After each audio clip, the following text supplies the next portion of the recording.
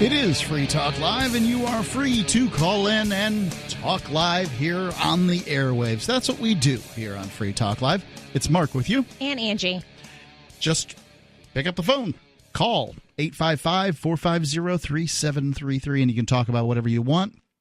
Also, you can use our Discord lines. Go to discord.freetalklive.com, and you can download the app there, and it makes it a lot easier, and you're a lot clearer. That's discord.freetalklive.com. Until then, Angie, you've got an article about how to live better.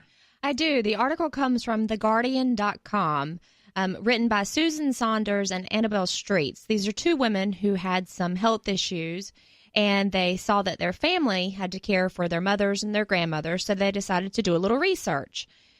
After they did blood testing and all that good jazz, they found that there are a few secrets to healthy life. One of the first ones, enjoy coffee. So coffee will help you enjoy life. It will. It's a combination. It certainly helps me enjoy life. Yeah, I think it's great. A combination of the antioxidants, polyphenols, and phenylenediene, recently identified compound that researchers think... Stuff. Yeah, it helps fend off Alzheimer's and Parkinson's disease. Okay.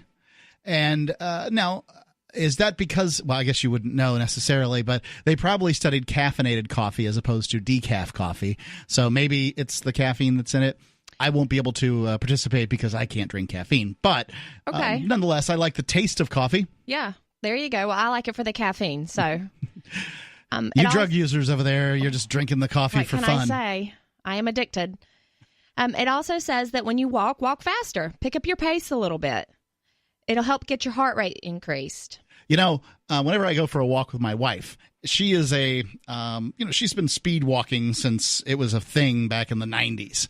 And I think women are just better at speed walking than men are. I think it's the hips. And she's got long legs. Yeah, well, I mean, for a woman, I've got longer legs than she's got, but I think it's the hips, personally. Either way, guys will chafe a little bit. And she's always, I have to slow her down to be able to catch up to her because she really books. It also says that when you exercise in green space. Get outside, enjoy the fresh air, maybe on top of a mountain, do some yoga. Half the year there is no green space here in New Hampshire. You are right, but you can always go outside and chop wood, and that's considered exercise. It's just white space. It's good exercise. It says that you should fast every day. Okay. That means that go for long periods without food. Your body will appreciate it. I have heard that, and there's, intermittent fasting, as it's called, has gained some popularity. I've done it for some time now, but mostly what intermittent fasting means is eating dinner, and then not eating anything after dinner and then skipping breakfast. Yeah, you could do that unless you go a little longer. Yep. The longest I went was 36 hours. That's pretty impressive. If you can go to sleep... that's the part that always bothers me is the idea of going to sleep. Oh, no, I would go to sleep. No problem. Yeah, no. So. Going to sleep hungry just doesn't seem like something I could do. But I pounded a lot of water because I exercise a lot. Yeah. So it also says build muscle. Again, exercise.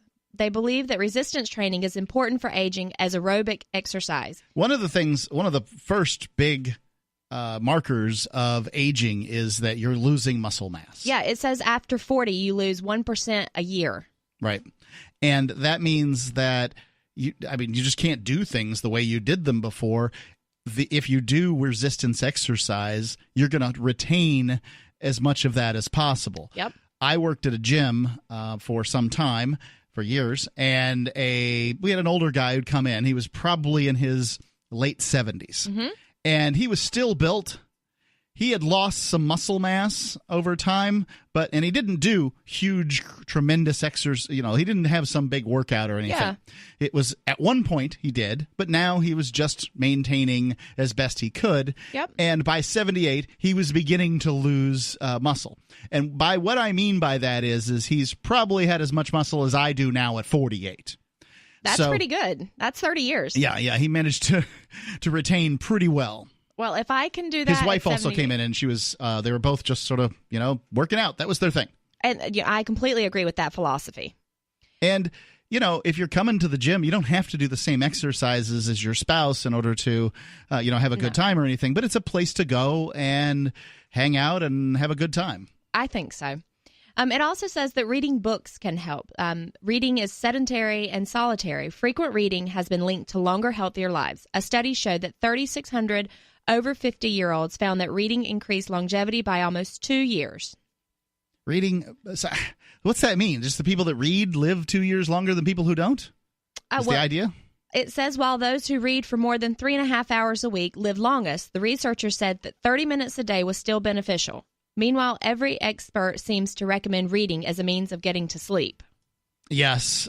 They don't like you looking at your little screens. Doesn't give your brain time to slow down. Now, the one thing that I would have to say to that is I read all day. It's just I read a screen all day. Yeah. News stories and these sorts of things. And I doubt this is the kind of benefit that they're talking about. No, it's probably a book, something with paper. Yep, probably a book. People love books. It suggests that working longer can help you live longer. So don't retire so early. I feel like it gives you something to do. Some people, they have that next thing that they want to do, whether it's golf or fishing or whatever. My father-in-law takes these things like they are jobs. But and so I'm pretty sure he's all right. But there's other people who are just like, oh, well, what am I going to do now? And they putter around and they don't get nearly as much. And life loses a certain level of meaning. Oh, absolutely. It continues, it says, to keep learning, old brains are just as equipped to build new neurons and synapses as young ones. But this process works best when we repeatedly force ourselves to learn new things. Yeah. The brain loves novelties, craft games, even cooking from a new recipe. All can trigger the creation of neurons. But the more complex and more difficult the new activity is, the greater the rewards. Right. So whatever it is that you do, like they said, crafts and games and, cooking on different recipes and, learning a new language. There's all kinds of things that one can do in order to keep your mind busy and working on new things. But if you just stick to the same old stuff, then you're not learning in the same way. You gotta find new things. Yep, you have to expand. Right. YouTube is great for that.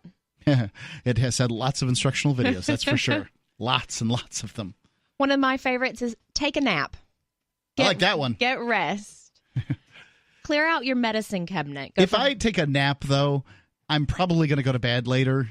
And that's, I don't know. Naps kind of throw things off for me if I'm not careful. Well, what time do you get up in the mornings? Well, 8:20 is usually my target time. Okay, and what Remember, time? I work evenings. What time do you usually go to bed? Somewhere around 11:30 to 12:30. And your naps are like 20, 30 minutes, maybe? Oh, no. If I take a nap, I'm down for an hour and a half. Well, see, I'm up at 5:30, and I usually, if I take a nap, it's like 20, 30 minutes, and I'm in bed by 11. You have kids. I do. They're coming to bother you. Oh, yeah. Yeah, right. I mean, I don't know if it's the 14-year-old, the 8-year-old, or the 18-month-old. One of them has got something to say. It's the 18-month-old. Yeah. Definitely. She's, she needs her mama. Yes, she does. Clear out your medicine Welcome, cabinet. Jay.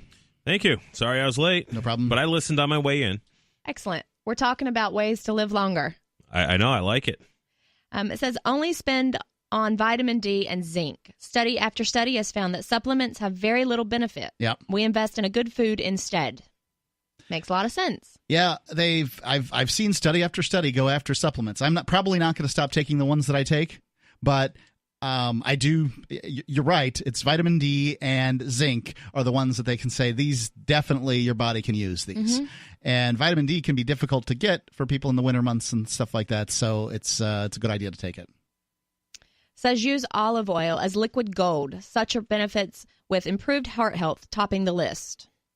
They don't say anything about cooking with it. I've heard things about, well, you're supposed to have it raw or whatever, but not cook with it above 140 degrees or some shtick. It just mentions that that's how I felt too. Is just that drink the olive, just have the olive oil. Yeah, just take a teaspoon. Yeah, you'll be okay. Better than butter. I agree. Yeah. The number is 855-450-3733. It's 855-450-FREE. We're going to have more tips on how to live longer, live better, and your calls. 855-450-FREE, as in Free Talk Live.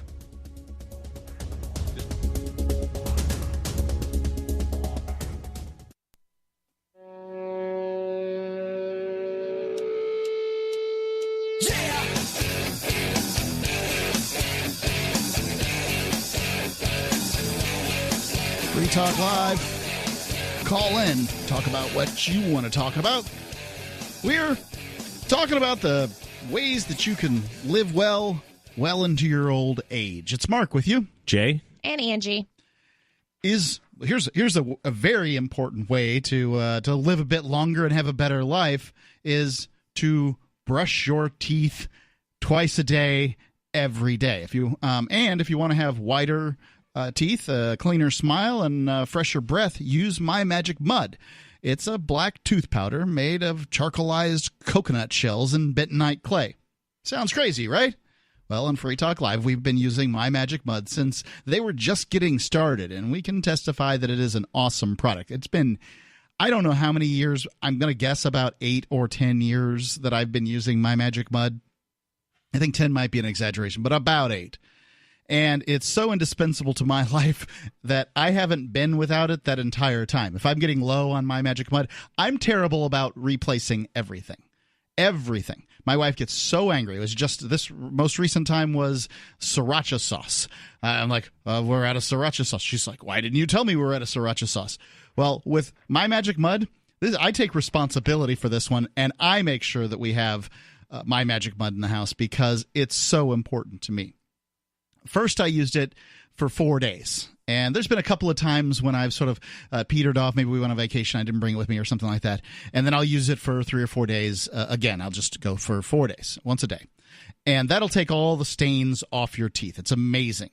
And then every 3 or 4 days after that, and you will definitely see the effects. It's clinically proven to whiten teeth, and I'm really, really certain that it cleans better than a regular toothpaste, too. You can get My Magic Mud at most local health food stores, Sprouts, Natural Grocers, CVS, Walmart's Natural Beauty Aisle, but I can get you 20% off with coupon code FTL20 at mymagicmud.com, FTL20, mymagicmud.com. Yeah, teeth is very important for health. Sure is. I know a lot of old timers that like work, and one thing I've noticed about pretty much all of them is, they might not have a pretty smile, but I'm talking guys 80 years old. They got their teeth, and and they're healthy, but they're also like farmers and stuff, like dairymen. But that My Magic Mud is a great product, and it's got so many other good uses too. I actually years ago at a party, I had some with me. And there was a girl who had alcohol poisoning, and this was way out in the woods in Arizona. And everybody was concerned. So I actually took some probiotics that I had, and I opened the capsules up, dumped out the probiotics, and we filled them up with My Magic Mud. And we got the girl to drink them down. And, she was like, everybody agreed that it was okay to do. That was there, and she drank too much, and... Yeah. We think it helped her out a lot. Yeah, they have carbon pills. When I was in Mexico, I took them because I had what they call the turistas, which is a intestinal issue that affects people who are not used to that particular area. Right. Yeah.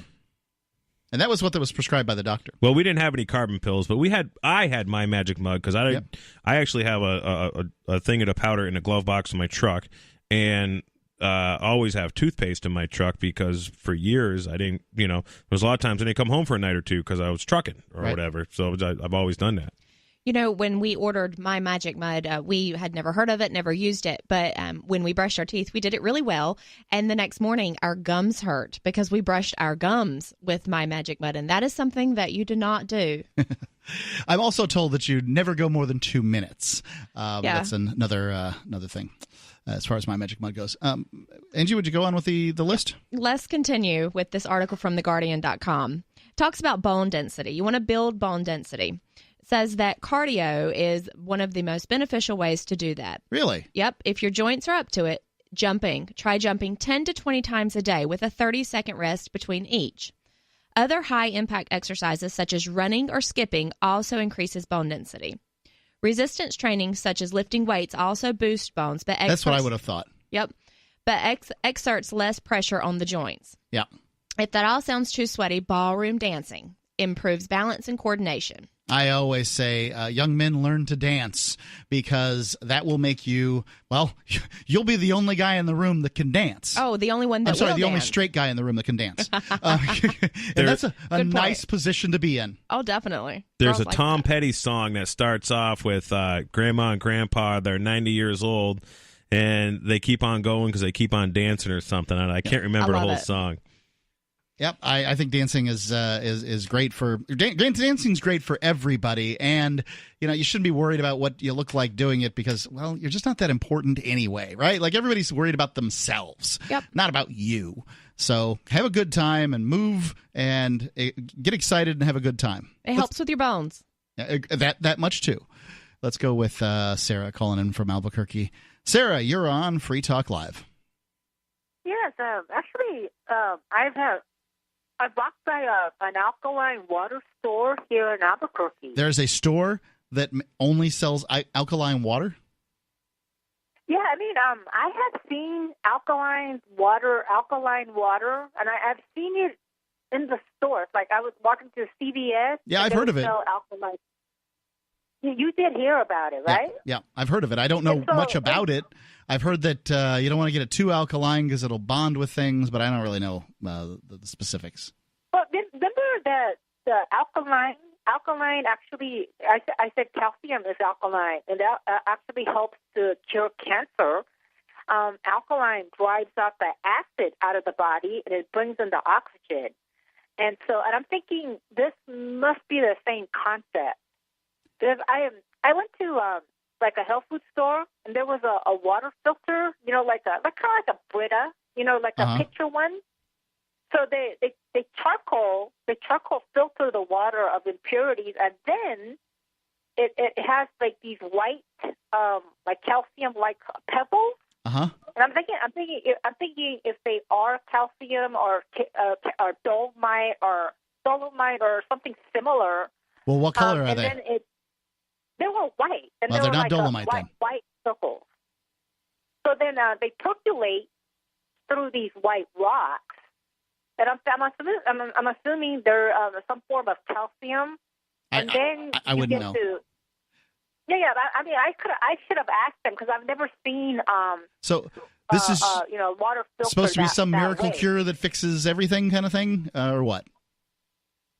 Well, I do not know. I have no idea. I mean, it's popular enough where I've seen a store. Like, you could go in there. Yeah, that amazes me that you can go into a store. Thank you for the call, Sarah. Appreciate that.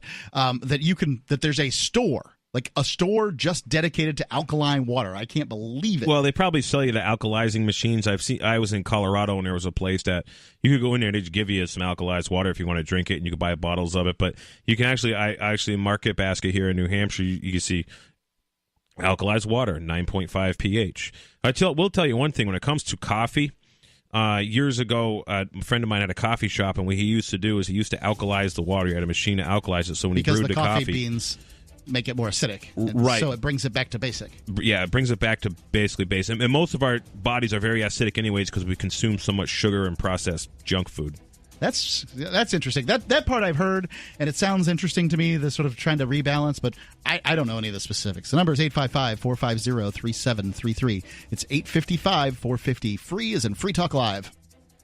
Is oral health important to you? If you don't like your own teeth, fresh breath, or kissing people, then by all means stop listening. Several years ago, I met Jessica Armand, founder and CEO of My Magic Mud, and I became passionate about the product that she created and never want to live without it. It's clinically proven to whiten teeth, but I find it does much more. They want you to love My Magic Mud as much as I do, so they're giving you a money-back guarantee plus 20% off. Go to mymagicmud.com and use coupon code FTL20 at checkout. mymagicmud.com, FTL20.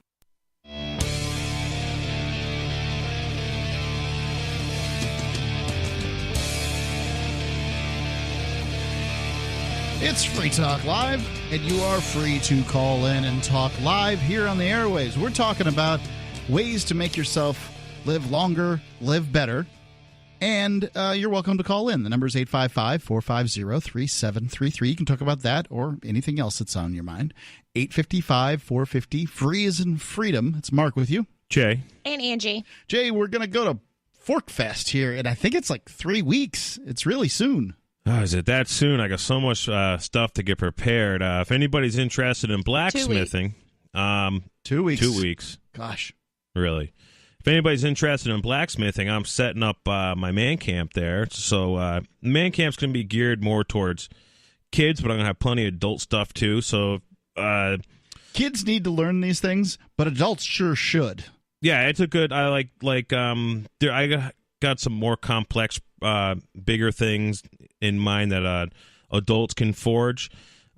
Kids, I got a couple of small, coat hanger, hanging basket hanger type things they can forge. A little lighter steel than I've been using. Jack, my son, went and you were testing out this equipment with him, and he made a basket hanger for his mother, and now his grandmother heard about it, and she wants one too.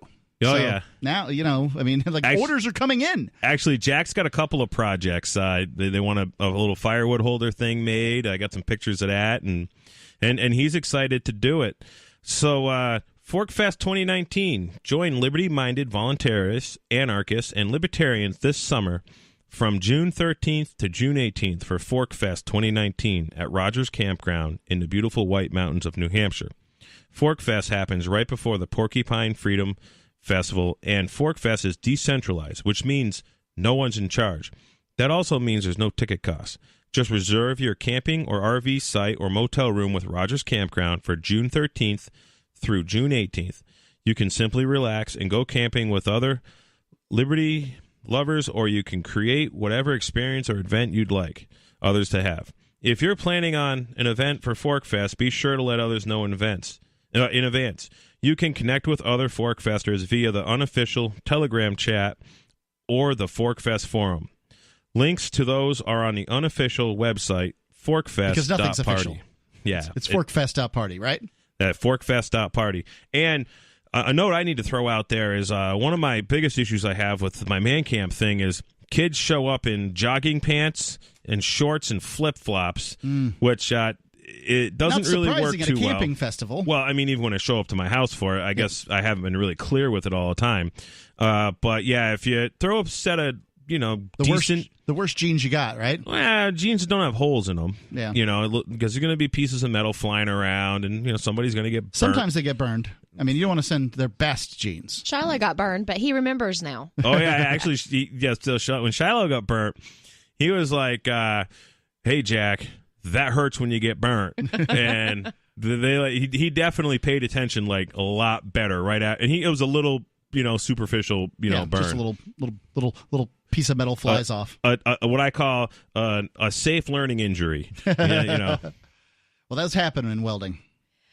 Continue on ways to live longer. Cultivate friendships. It says that loneliness is a big mortality risk as diabetes.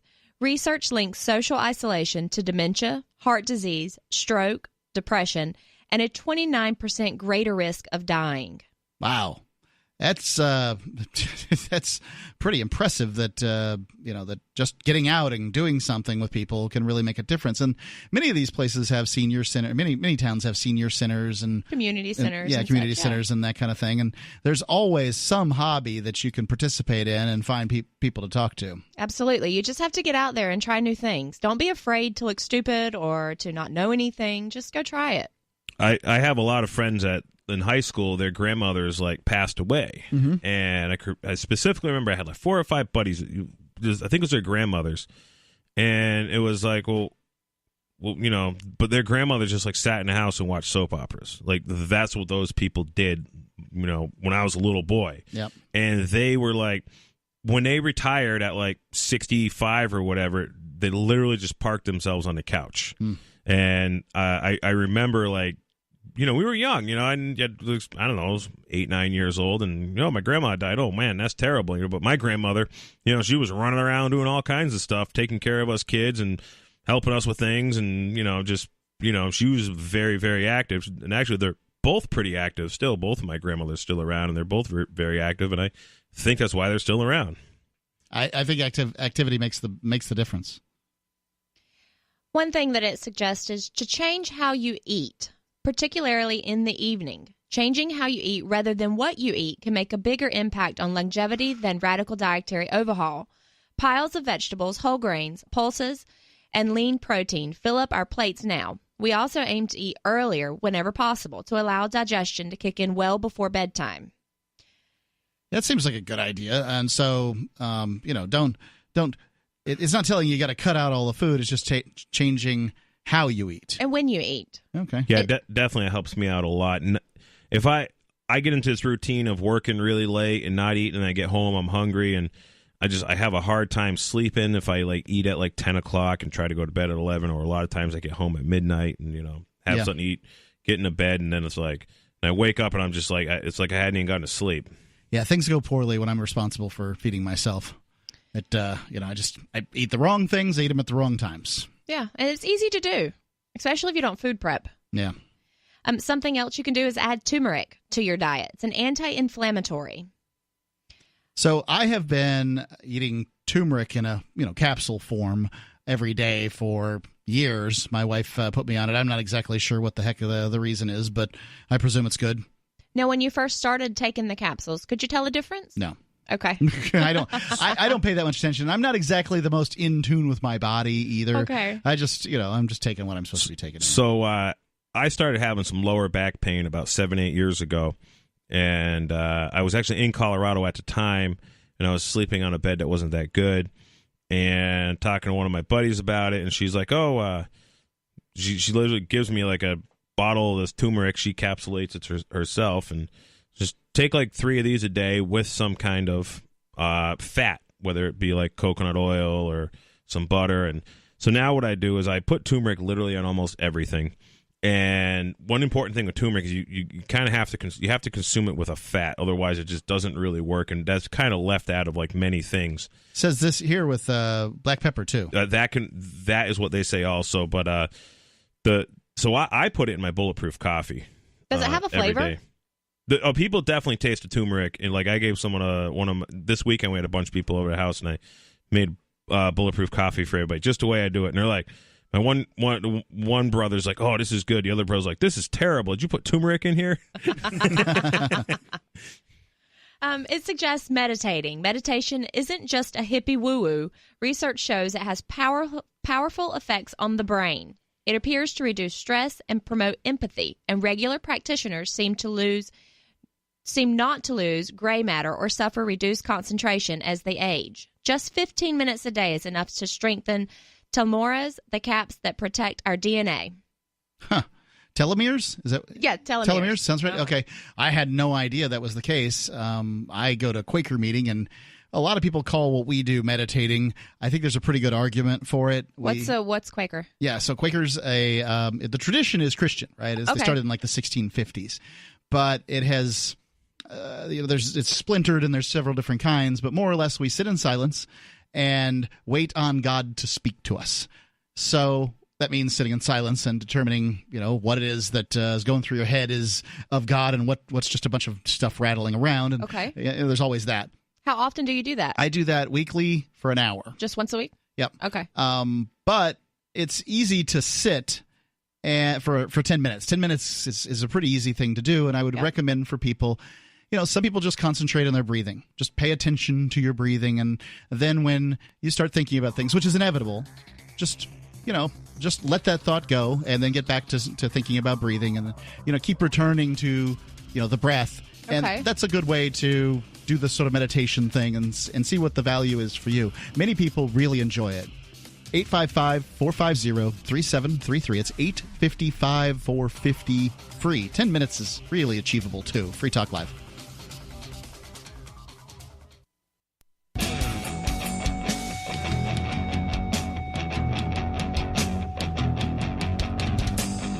Free Talk Live. Call in, talk about whatever's on your mind. It's Mark with you. Jay. And Angie. 855-450-3733. 855-450-FREE as in freedom. We're talking about this list of ways to live longer and live better. And we're going to be wrapping it up here in the near future. It seems great. Seems like good advice and ways to just sort of be happier. I advise it. So, Angie, please continue. There's just a few more of them. One of them says to eat more fiber.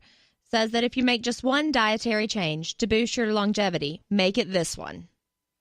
So they buried it here. By the way, it should have been the first one if that's what they're thinking. But I would agree. I used to say this is eat 5 prunes a day and it'll change your life, and it really will. Like, things work better with 5 prunes a day. They're relatively cheap in the store. Get them.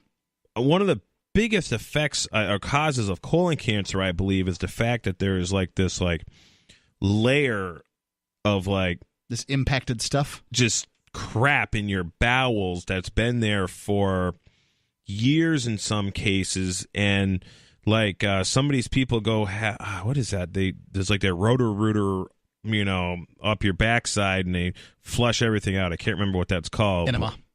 Well, it's like it is like a form of enema, but it's like you can see it going in the tube and stuff. And basically, years ago, one of my friend's fathers had it done, and the nurse said, if you just ate a couple prunes every day, you wouldn't have had to come here for this.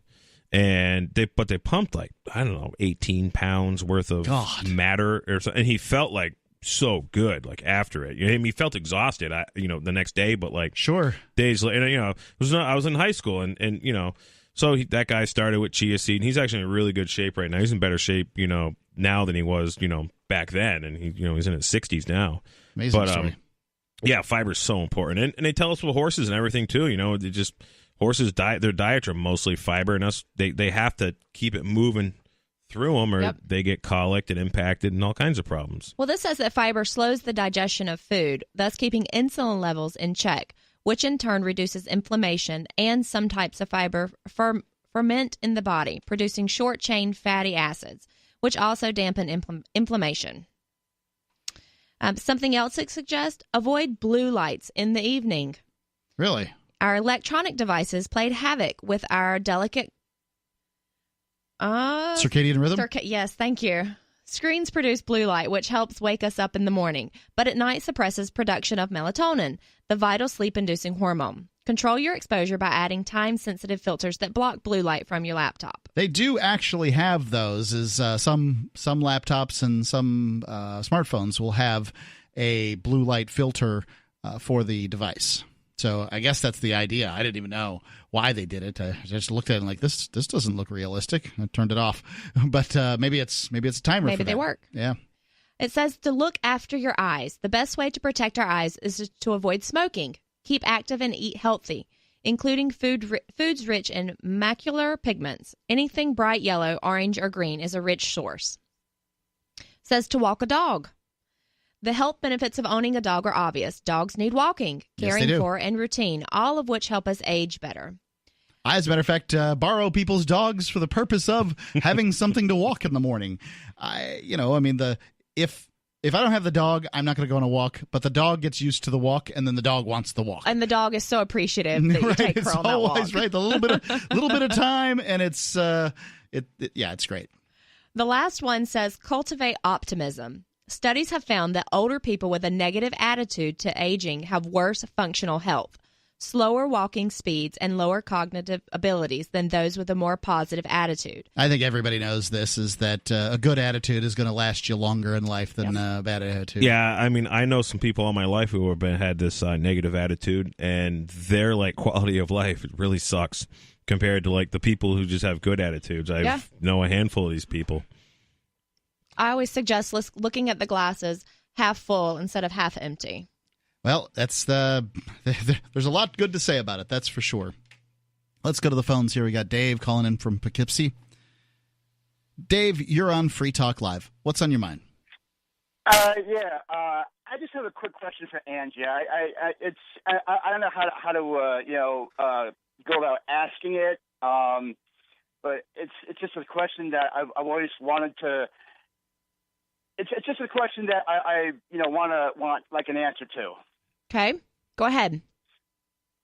What would be there's a couple of chicks who I like, right?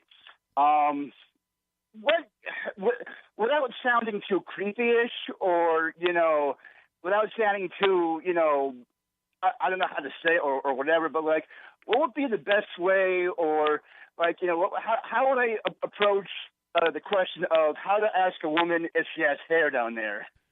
I would just ask her, are you clean shaving? Do you trim? Why would you want to know this? Ask her to take a peek. Oh, God. I mean, really. You want to get him arrested, huh? Yeah. So, Dave, I have some ideas, and I'd like you to consider these. Perhaps just ask her out for coffee. Because, if you want to know this information, you're probably gonna find it out at some point if she continues to go to coffee and meals with you and hangs out with you and that kind of thing, right? Like, a woman's not hanging out with you for no reason at all. I got a question for Dave. Or if she's choosing not to hang out with you, there's a reason. So what I would say is don't worry about that. It's a problem that you can that can be solved in short order. Just don't. Well, I don't need to worry about it because I just want to know if they have hair down there. Are they I friends of understand you yours? want to know. Are they friends of yours? Yeah, there's a girl out in California who I know. There's a girl out in Boston who I know. So these are people on the internet? Actually, I'm friends with people on Snapchat. Well, okay. So, Dave, let's just say you're getting friendly with a lady and she's your girlfriend and you're going to go explore that region of her body. Would it make a difference if there was hair there or not? Are you going to be like, oh, no, I'm done? Are you going to run away if it's one way or another? I mean, does it really matter? Well, I like girls to have hair down there. If they're clean shaven down there, it's like It does look a little weird. Well, the what? It can look a little weird if it's clean shaven.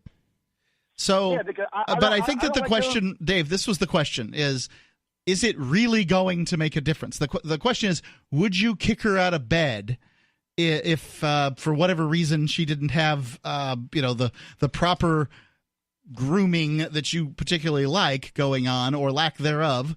I mean, does it really matter? Yeah, it does matter. Okay, well, when was the last time you had that opportunity to explore that region from anybody who you didn't have to pay? Back in 2013.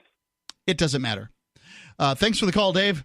855-450-3733. It's 855-450-FREE. This is what happens when men don't get physical attention. They begin to obsess on things and get weirder and weirder as time goes by. Ladies, that does not mean you have any kind of obligation. I'm not saying that that's the case. I'm just saying that there are natural consequences. This is why we need to legalize prostitution, because... I completely agree. But, he could just tell them that he likes the hair down there if they don't have it, and it grows fairly quick. Yeah, it'll be... So, it will be back soon. Don't worry, Dave. Yeah, not an issue. But, I don't know.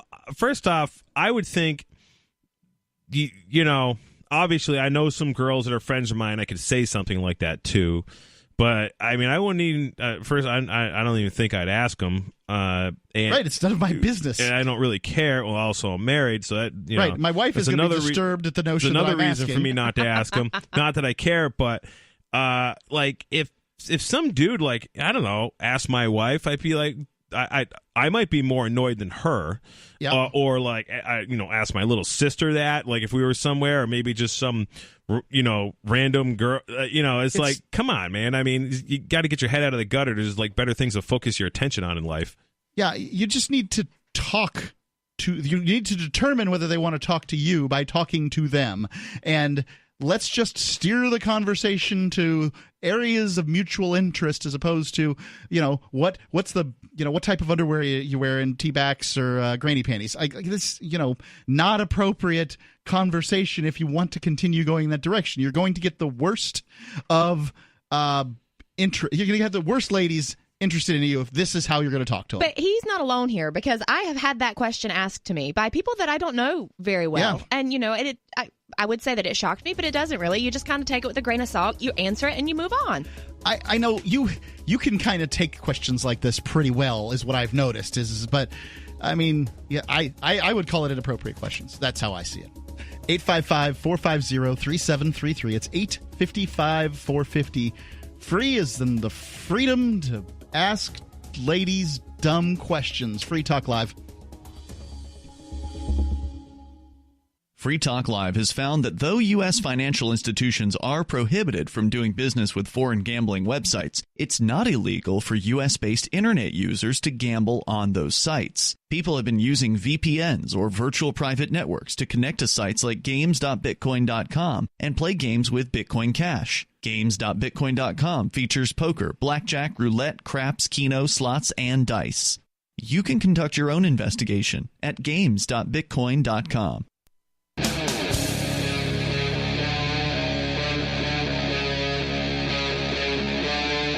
Free Talk Live.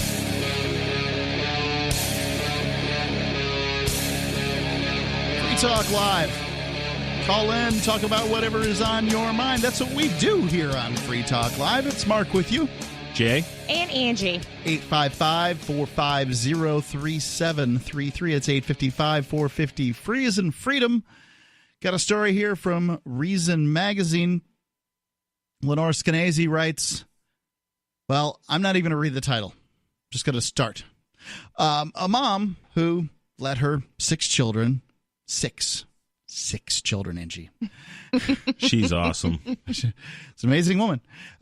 Wait 10 minutes in the car while she ran in to get them muffins at a local Kentucky cafe. Now, the impression I get here is this is a cafe in Kentucky, not that the brand of the cafe is Kentucky Cafe, like Kentucky Fried Chicken, sure. Not the same thing. All right. So she's the focus of an op-ed here, and it was co-authored by the Washington Post, and it says, Lenore Skousen co-authored the op-ed. Perhaps you can guess what happened next to the mom. Because Lenore Skousen, when she does an article, she's the what was called the world's worst mom. She's the author over at Free Range Kids, the Free Range Kids blog. Yeah, some cop probably drove by and seen that a handful of kids are in the car, or some busybody called the cops and said the kids are left in the car. Well, this is a cafe. So the cops could just be right there. Well, that's true, too. Yeah, right? but it's Kentucky. They don't drink coffee in Kentucky? Yeah, but I mean, how dangerous could it have been in the parking lot of this cafe? Well, I don't know, but I had somebody. I think this was. Well, anyway, I'm going to tell the story third person because I can't remember who said this. That they walked the shopping cart to the cart corral. So what's that? 4 shopping, parking space away, whatever it is, and they come back and somebody's hyperventilating at the window because their baby's in the car. Like, she put the baby in the car, put the groceries in the car, walked the cart to the cart corral, comes back, and some mom's there, or some woman is there. Yep. But, every social justice warrior wants to be a hero. Yeah. So perhaps you can guess what happened next to the mom. Holly Curry. In fact, I'll bet you can. Though it was 67 degrees outside and partly cloudy. And although it is statistically safer to let kids wait in the car than to drag them across a parking lot, because every once in a while somebody gets run over in a parking lot, right? Sure. The heart-wrenching stories of kids who die in cars almost always involve children forgotten there for hours. Not kids who've been there for a minute. And 6 of them. So there's at least one that's old enough to maybe open the door and ventilate the car if there was an issue. Right. 6 of them, one of them has to be old enough to do that. Does it say how old they are? No, it doesn't. But, I mean, I doubt very seriously that they're all 18 months old and, sextuplets or septuplets. Sextuplets. Sextuplets. Yeah. It seems unlikely in that circumstance, but that there's probably an older child. But if a kid's left in a car, even an 18-month-old, even if a baby's left in a car for 3 or 4 minutes, there's nothing to get upset about. No. There just isn't. I'm guilty. I do that. Yeah. Well, I mean, your kid, your kid, you do have one that's quite young. Yeah. I mean, and they'll be fine. I can remember my dad specifically said that he was going to have a mechanic set up the truck so he could lock us in the truck. When we were kids. Well, I've met your brothers, and you guys probably deserved it. Let's go on here. Let's see. It involved children who were forgotten in there for hours, not simply waiting out an errand. Curry found herself in trouble with the police. This is quoted. When she came out less than 10 minutes later, 2 officers rebuked Curry for leaving her kids in the car. They told her she wasn't being arrested, just detained. Hold on. That doesn't even make any sense. A detention comes because you are either determining whether you should arrest somebody or shouldn't. Once you've determined that there is no arrestable offense, then a detention isn't in line, because a detention requires reasonable, articulable suspicion that a crime has been committed. An arrest comes because the crime has been committed. So that doesn't make any sense. She started to cry and asked permission to call her husband, Josiah. That request was denied. I would have just done it. Me too. Yep. Yeah. No one asked to see the kids, who were still waiting in the car, right? Like, if the problem was the kids being in the car without an adult being in the car, right? Okay, children in the car, the doors are closed. An adult isn't in the car. If adult is in the car and the doors are closed, everything's fine. But, the cops are keeping her from getting in the car. The officers told Curry that while they were not charging her with any crime, they're going to file a JC3 form. A hotline-type alert to the Kentucky Child Protective System. This poor lady, they're going to be so in her business over this. Is the police department or the officer's name in his article by any chance? Because I think the listeners need that. I don't see it right now. No, I didn't dig that deep. To me, this could happen from any cop. Sure. This isn't... I really believe this is most cops doing this. Because... See, the thing is that we're all so busy. If you go, you're going past a car and you see a dog or a kid in a car and it's 85 degrees out, 90 degrees out, 95 degrees out, and you come back out 10 minutes later and they're still in the car, then you might start, paying attention. Like the less the temperature, the less you're going to, pay attention. I certainly don't want to see any kids die. I witnessed one of these incidents at Foxwoods Casino years ago. There was a couple of Asian babies in car seats in an SUV. At about 4 o'clock in the morning, we stopped in there. It was my dad and I to go meet somebody, and we were coming through with horses, and we went in there and got some breakfast and came back, and we told the security guard on the way in, hey, this car, pointed out to him, blah, blah, blah.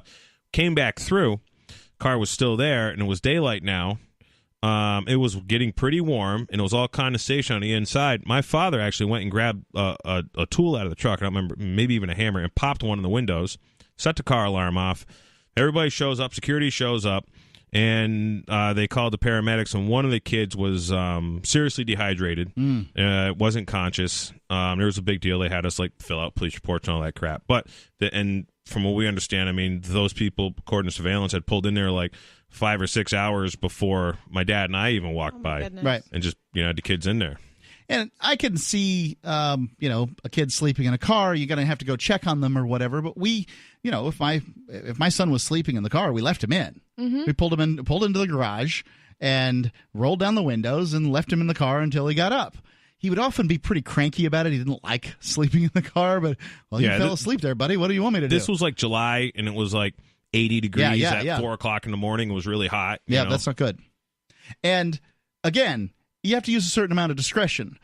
But the problem is that people don't have discretion. Now it's come to the point where if you leave a living thing in a car, then you have sentenced it to death. Even if you're just walking in to get a cup of coffee and you're going to be back out in, a minute. But if you're a truck driver in New York State and you let that truck idle for more than 5 minutes, even though it's 104 degrees out and you're trying to sleep because you've been driving for your 12 hours, unless you have a dog in the truck. But if you don't have a dog, you're getting a ticket for idling.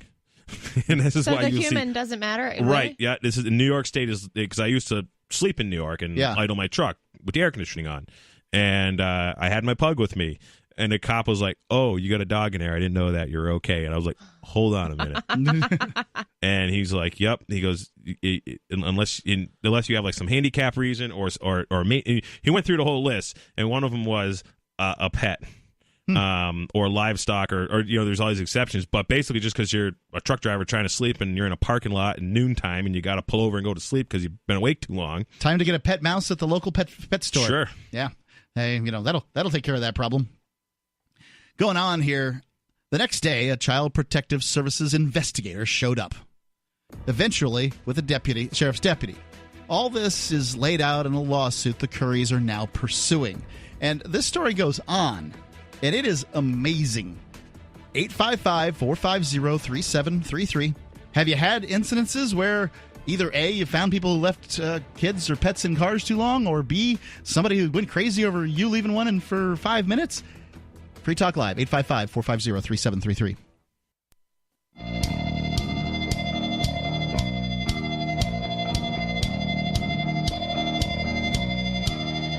Free Talk Live. Call in, talk about whatever's on your mind. It's Mark with you. Jay. And Angie. Angie, you're going to step out after this segment? Yep, I am. You've got a big trip tomorrow, and you're leaving at like midnight. Yes, we're going to Miami. You're leaving on a jet plane. For a spinning conference. Bicycles for hours and hours and hours. So this is the stationary bike classes spinning. It is, yeah. We'll be on the bikes from 7 in the morning till 7 at night. I've taken the classes in spinning, and it's a fun little thing to do. It's a diversion. So a diversion. Yes. Well, diversion good from cardio. life. Yeah. It's great for your knees if you have bad knees. So we'll enjoy your conference going down there, and all the other hyped up on exercise ladies that are out there. Bitcoin.com is your premier source for everything related to cryptocurrencies and Bitcoin Cash. And did you guys see the jump in Bitcoin Cash pricing today? Yes, I did. Yeah. What was it at? I don't look at it in U.S. something. dollars. I always look at it in against other cryptos. Yeah. And like, my prediction is that it's a good place to be against other cryptocurrencies, specifically BTC.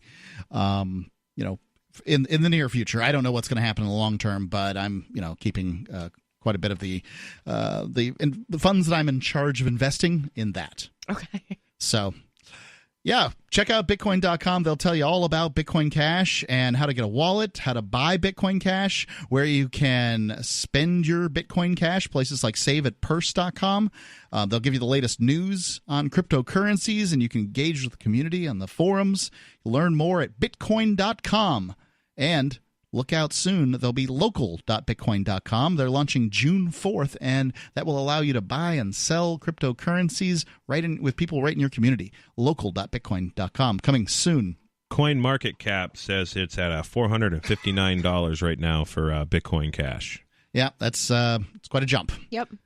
And the civil war rages on amongst the Bitcoins out there, but either way, all I care about is what works, what's going to have the best pricing, and now might be a good time to sell that Bitcoin Satoshi Vision. It's at $235 right now. It's up 94% in the past 24 hours. They've been delisted by a lot of exchanges, so it's difficult to sell the SV. Really? Yeah. And I sold out of the SV long ago. So anyway, talking about this story where this mom leaves her 6 kids in a car for 10 minutes to go get some muffins for the kids and her, I presume, at a coffee shop. And, tyranny ensues, right? The cops come, and the cops file a form with the, Kentucky Child Protection System.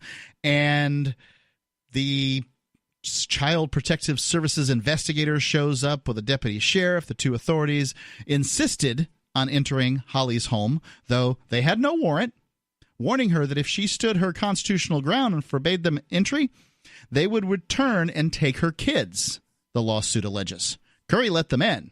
Once inside, I'll tell you that in a second. And this is the trick, because they don't have the right to come in the house, but they have the power to take your children. And what do you do in a circumstance like that? When they threaten, and they mean it, you're going to let us in, or we're going to take your kids away from you. Now, they shouldn't have that power. I think you got to stand your ground. I would be terrified. And, this is an abuse of power under the color of law.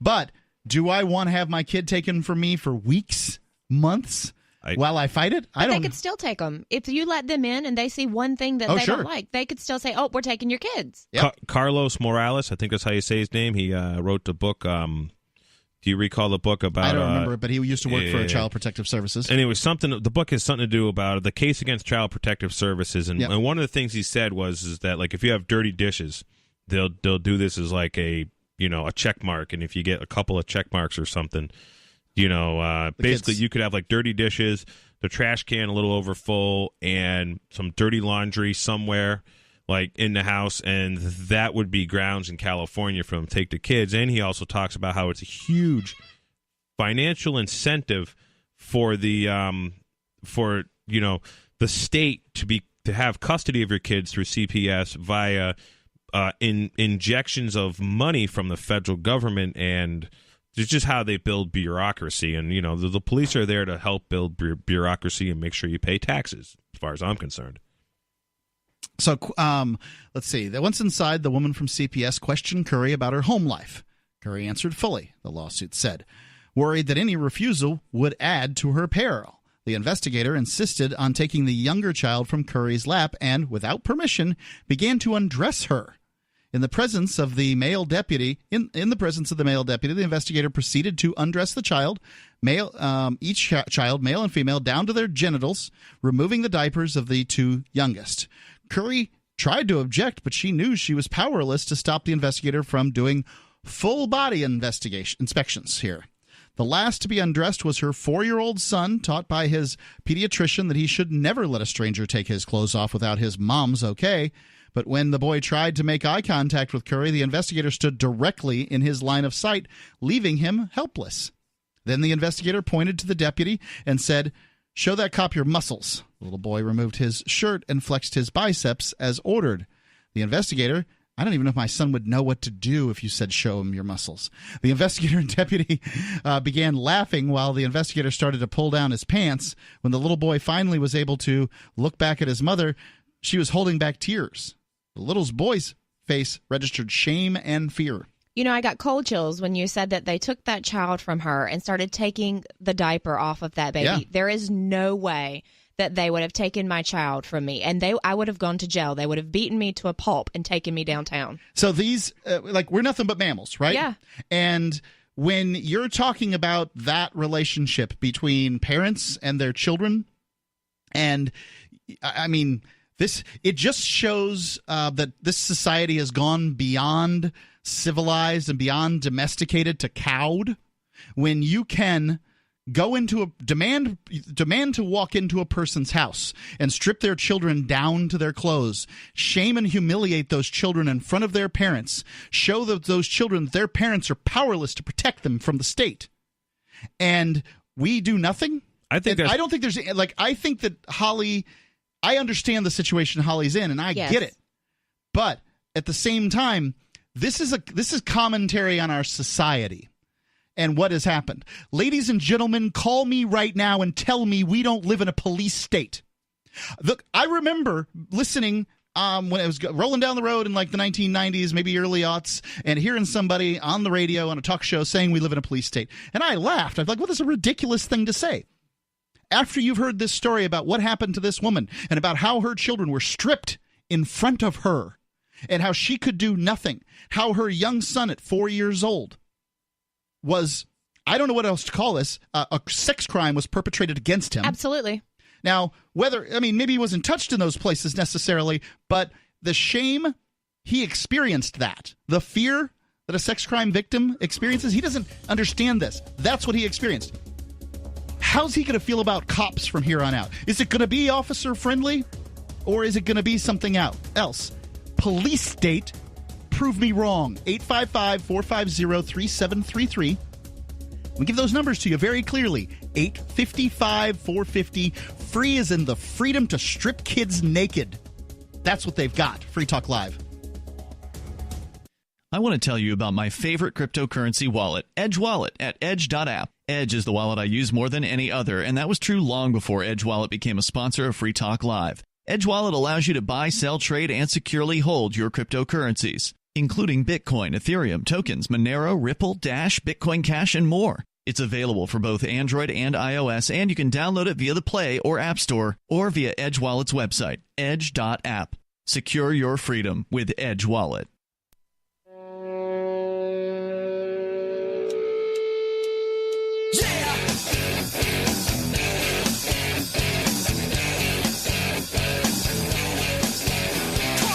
Talk Live. Call in, talk about what you want to talk about, but right now what I want to talk about is this story from Reason.com where a mother of 6 children left them in the, I presume, minivan. I can't imagine any other vehicle that they could possibly have been in to go get some muffins. She said she was gone 10 minutes. The cops called CPS, Child Protective Services, on them. CPS shows up at the house with the sheriff, and they proceed to strip all the kids naked and check their parts. Now, what this has to do with muffins, I don't know. I really hope that this, the lawsuit is successful on the, which isn't really going to fix anything because it's just, some bonding company, just forking out money and the insurance rate goes up for the taxpayers is really all it equivalents to. I mean, this family deserves money, but the taxpayers largely don't pay attention and don't care what their government does. Right, and these parasites that working for a CPS, they need to be disciplined very harshly because they're just usurpers of power, and these articles come up all the time. Sure, so all you have to do is read the blogs. I'm only reading this one because it's, to me, I mean, as jaded as I am after I don't even know how many years here on Free Talk Live, 2002, I was amazed at this line. I'll read this line to you here in just a second, but I want to tell you about Cryptocurrency Wire. If you're trying to reach the crypto market, or perhaps you want to spread mass awareness of your crypto technology, either way, you need a communications company that specializes in the field. Leveraging 35-plus brands and part of the Investor Brand Network and more than 5,000 downstream distribution partners, Cryptocurrency Wires combines the power of specialization with mass market reach. With their help, you can start connecting with crypto-friendly journalists and more than 1.6 million followers. Their commitment is to get the most eyes possible on your big news while it's fresh. Domestic or international, they can reach 56 different countries and also provide translation services. Even if your company is important and a relevant newsmaker, you need someone that specializes in the field to get your message heard. CryptocurrencyWire.com. We've used them here on Free Talk Live to much success. CryptocurrencyWire.com. Let's go to Mike calling in from Toledo. Mike, you're on Free Talk Live. What's on your mind? Thank you for taking my call. I think what we're talking about is being a responsible adult. Your words were she walked in for 10 minutes and maybe got a coffee or a muffin or something like that. Well, she got the muffins for the kids, according to the story. Oh, that's good. That's good. Well, at least the kids won't be hungry. I think if she returned to the vehicle and one of the kids was gone and 4 days later they found him in a ditch dead, she'd think, man, that 10 minutes, I might not have done that and everything would have been fine.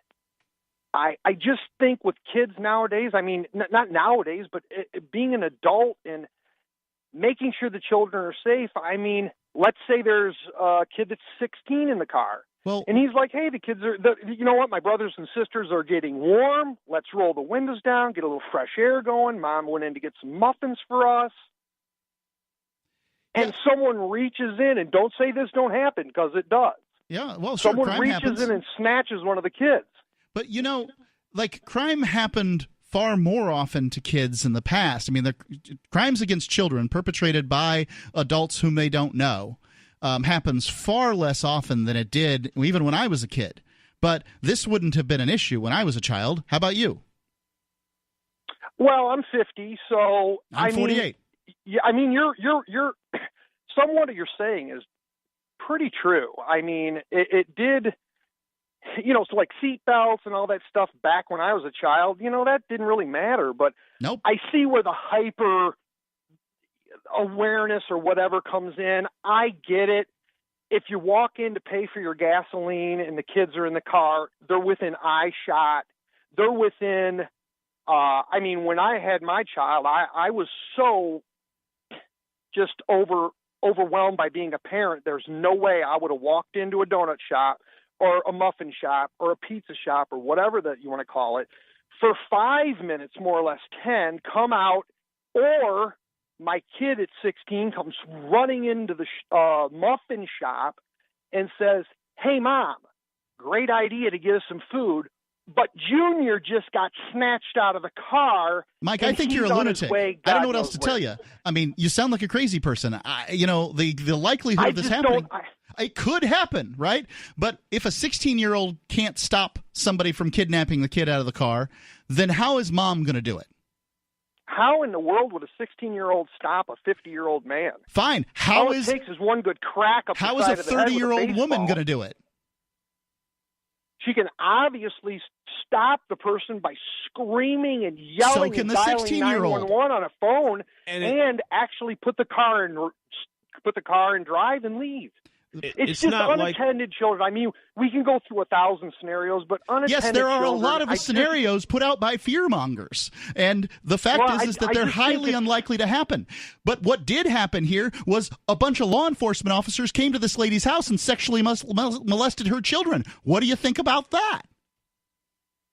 Well, I think we would have seen cops sexually having sex with children. No one claimed that they had. And Dad watched. They didn't have sex with the children. They stripped the kids down in front of the lady, including this little. Okay, but yes. Okay, you said everybody's over the top and it getting a little too testy and a little crazy. I think we're doing the same thing with this sexually molestating or sexually abusing. Do you think it's appropriate to take a 4-year-old's pants down while you're chuckling in front of his mom when his mom doesn't want you to? I would not think that that's appropriate. That sounds like what they did. You're selling it to me and everybody else that's listening as the cops came to the door and says, "Hi, Mrs. Jones. Step out of the way before I crack you in the head with this rifle." Actually, what they said is no, Mike, listen to me. I'm going to go make your children naked. Put you on hold here for a second, Mike. What they said, in fact, was you can't. If you try to use your constitutional right to demand a warrant, we're going to come back and take your kids, at least according to the lawsuit, Mike. So, no, they didn't say that they were going to crack her in the head with a rifle. What they said they were going to do is do something worse. I would rather get cracked in the head with a rifle than have my children stolen from me, Mike. And I got a question for you. Yeah. I mean, you know the story. Yeah. I'm sure you didn't. I'm sure you know the details. What would be the reason, and let me finish, what would be the reason for a police officer to come in a home and say, "We got to take the diaper off this kid and see his penis or his vagina because that's just a safety thing we do now"? I think it don't happen. There has to be abuse, something. I mean, obviously, when children are abused, well, all I can do is read the story. They can try to hide that. Mike, all I can do is read the story. Yeah. But I do know that people with power tend to abuse it. People that are irresponsible. I agree with you. Yeah, people and low IQ. Yeah, these cops are all low IQ. I agree with you. I agree with you 100%. I just think there's more. You read the story. It's hard for me this is to one side sit of it. here and think, Mike, there's no doubt. It's hard for me to sit here and think the cops just came to the door and said, "Excuse me, but you know what? We came over here to talk to Mike, you. We didn't have a warrant, but we're going to kick your door open and take your kids' diapers off to see their genitals." The reason that you are giving the dispensation to the cops on this instead of the woman, what you're already saying is that she could have had her children stolen away from her on one hand, but on the other hand, you're like, this could never possibly happen. This is ridiculous. These are our boys in blue. Well, I'm sorry to tell you. No. This happens. I agree with you. I understand what you're saying about the boys in blue because, as a matter of fact, I've been a federal firearms dealer for 28 years, and I've dealt with many, many, many police officers, and I would say at least 75 of them, they're doing the stuff that they're supposed to be stopping. So I'm not a wacko just calling to argue with you. It's just I'm thinking to myself, wait a minute. I'm not saying that all cops are good. On the contrary, Free I'm Talk saying Live. 75% of them are doing...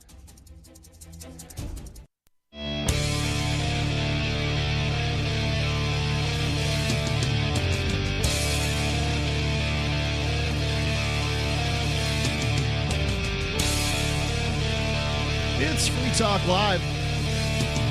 Call in, talk about what you want to talk about. The number's 855-450-3733. It's 855-450 free as in freedom. And we're talking about this story where this mom and the last caller alleges that some of the facts of the story may not be true. And this is my experience with news stories. I've had multiple news stories happen about me and about things that I know intimately. Right? We're newsmakers here on Free Talk Live, for better or for worse. And so I've had these stories. Not one of them has ever been factually true, completely. Now, that doesn't mean that most of it wasn't true, or part of it wasn't true, or some perception of the facts might have been true, or whatever, but none of them gets every fact right completely. So I concur with the caller that not every fact in this story is true, just because that's what my belief is. But I don't know what happened, and all I can do is deal with the story as it's written, and I believe it. It doesn't surprise me at all that a CPS worker goes to this woman's house because she left her kids in a car for 10 minutes to get some muffins for her and the kids, and I presume some coffee. Coffee wasn't mentioned. And that the CPS worker comes and feels like she's, for one, they tell her that to get in, that they have to let her in. Her and the deputy sheriff have to be let in. And if they're not, they're going to come back and take their kids away. I don't doubt that for a second. That sounds like standard, run-of-the-mill stuff to me. And I really feel you should call them on their bluff, because they are coming in there just trying to find any nonsense reason to gather evidence to use against you. I would just say come back with a warrant and close the door. Well, I think that could have better and could have worse results. I don't know. But I'm sure they made the threat. I know that lets the CPS into their house. I have a friend this happened to about a year ago. I said, do not let them in the house. You tell them to leave. I actually had two friends. One friend was all up on it. She's really good. And she wouldn't let him in. She never heard from him again. The father of the child, they were divorced. The father of the child had gotten a DUI with the kid in the car, and CPS showed up to do a checkup, and they said, you have to let us in. And she said, no, you need to come back with a warrant. And if you come back here again and harass me again, I'm going to be suing you. I charge $50,000 an hour to deal with you guys, and I don't want to deal with you guys. And they left her alone. The other people just complied, and the stuff just piled on, the stuff piled on, and the stuff piled on, and it turned into like lawyers getting involved, all kinds of aggravation. The kid's grades went to hell in school, and he was a good kid. It was actually two kids, and the second one where they came in, it was over somebody who was basically mad at the father over a car he had sold him that was not a good car. It was just people retaliating, and that's what a lot of this CPS stuff is like the McCarthyism back in the day when they were saying, hey, my neighbor is a communist.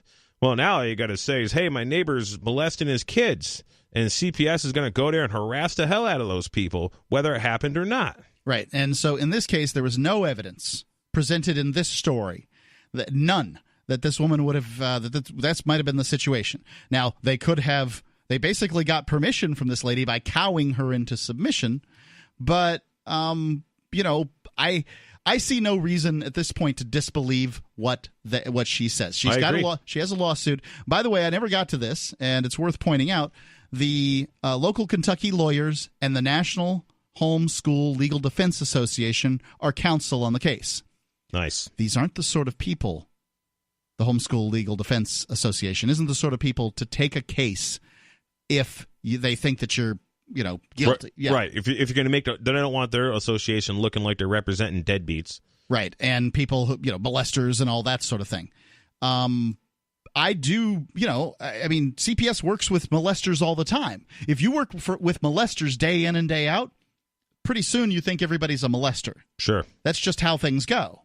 And, the CPS worker did what she was supposed to do. She managed to determine whether or not this family was molesting their kids, even though the reason was because of some muffins. She did what her job was. Her job is to determine whether or not bad things are going on in the house. Her job is to get kids in state custody. That's what her job is. Her job is to grow bureaucracy. And it's the same. I have a good friend of the family that was a Massachusetts CPS, and that's what she constantly said. They just want to fill up more foster homes. They want to get more kids in the system. That is the agenda. Let's go to the Discord lines and talk to Luke. Luke, you're on Free Talk Live. Luke, can you hear me now? How about now? Whoops. Let's turn this thing up. Luke? Well, there you go. 855-450-3733. It's 855-450-FREE. About 2 weeks later, Holly, that's the mother, was found not guilty of child neglect. But why did a muffin shop stop end with a strip search at all? How dare the authorities not only second-guess a mom's very safe decision, but take their investigation so far beyond the bounds of common sense and decency? That's what motivated the Currys to file their federal civil rights lawsuit that challenges the entry into their home under coercion, the seizure of the children inside the home, and the strip searches. Bureaucrats are known for not having any common sense whatsoever. I mean, this should be common knowledge now. Well, I think that, like, when in dealing with the CPS worker, right, in dealing with weirdos and freaks day in and day out, that it's reasonable for a person to come to the conclusion that everybody's a weirdo and a freak. That's why we need constitutional bounds on these people, because the rest of us aren't living in this world, and we don't deserve this stormtrooper tactic where duck, duck, duck, duck, duck, duck, duck. You open up, or we're gonna come back and take your children away from you. I mean, what kind of lunatic says this? And the thing is, constitutional bounds, I mean, you know, when you're dealing with CPS generally, first off, they don't recognize a constitution. This constitution doesn't apply to these agencies. These agencies are, you know, they're municipal corporations that call themselves governmental agencies. This is the same throughout the entire United States. Government is essentially just not living. It's these charities. And there's a really good court case in Massachusetts that went before the Supreme Judicial Court. If you Google Jack Collins, Massachusetts, I can't remember, the state police, the Massachusetts civil rights thing there, I can't remember. ACLU? ACLU, that's right. They helped CLU. Ian out. Yeah, the Mass ACLU sued the Massachusetts State Police. Jack Collins was a lawyer for the Massachusetts State Police, and they did not have to follow the Constitution because the Massachusetts State Police are made up of law enforcement councils. And these law enforcement councils are charitable organizations. They file their taxes with the IRS as a charity, and they are registered as a charity. And the Supreme Court of Massachusetts said that the Massachusetts law enforcement councils are charities and not required to answer public records requests because they are not part of the government. They are governmental agencies. The suffix on the end of the word, the suffix AL on the end of a word means similar to or like. They are not governments. And this is the same thing with Child Protective Services. The Constitution doesn't even hardly matter anymore because nobody's being belligerent about it. Nobody is bringing up the Constitution. And this is why you have to sue these people in these agencies individually, and they do not have sovereign immunity because they are not constitutional agencies. So what Lenore Scadese, the author, says here, if they win, it'll reinforce what should be a given. Parents deserve the right to make seat-of-the-pants decisions that do not put their kids in any real, obvious, and statistically likely danger. Waiting 10 minutes for muffins falls into the no real danger category. And, I mean, I would agree.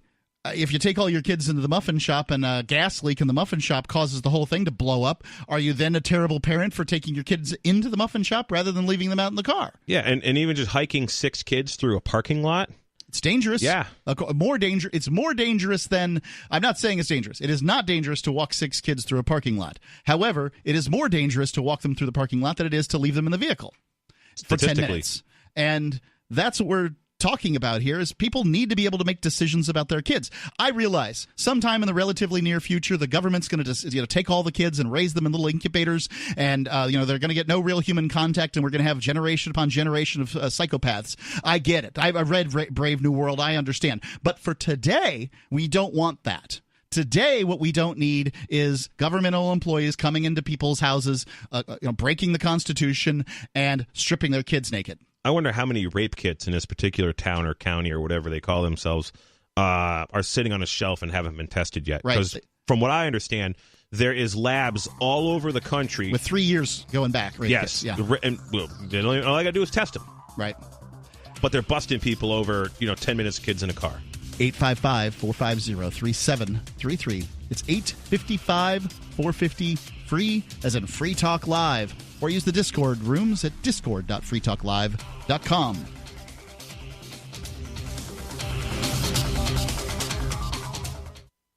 Don't you hate that feeling in the pit of your stomach when the police pull you over? Most people have no idea how to handle it properly, and they promptly get fed into the municipal fee-generating meat grinder. Or maybe you recall that feeling you get when you go to the mailbox and see one or more letters from the IRS. You get a sense of impending doom, don't you? So let me ask you, if you could learn how to use the law to beat the IRS, traffic tickets, almost any courtroom scenario, collectors, credit card debt, and even mortgage debt because of fraud perpetrated against you, would that be worth knowing about? Don't laugh. Investigate. Check out the life-changing benefits of the Lighthouse Law Club at their website, lighthouselawclub. That's lighthouselawclub. And while you're at it, visit the Lighthouse Law Club YouTube channel. You might be in for a pleasant surprise.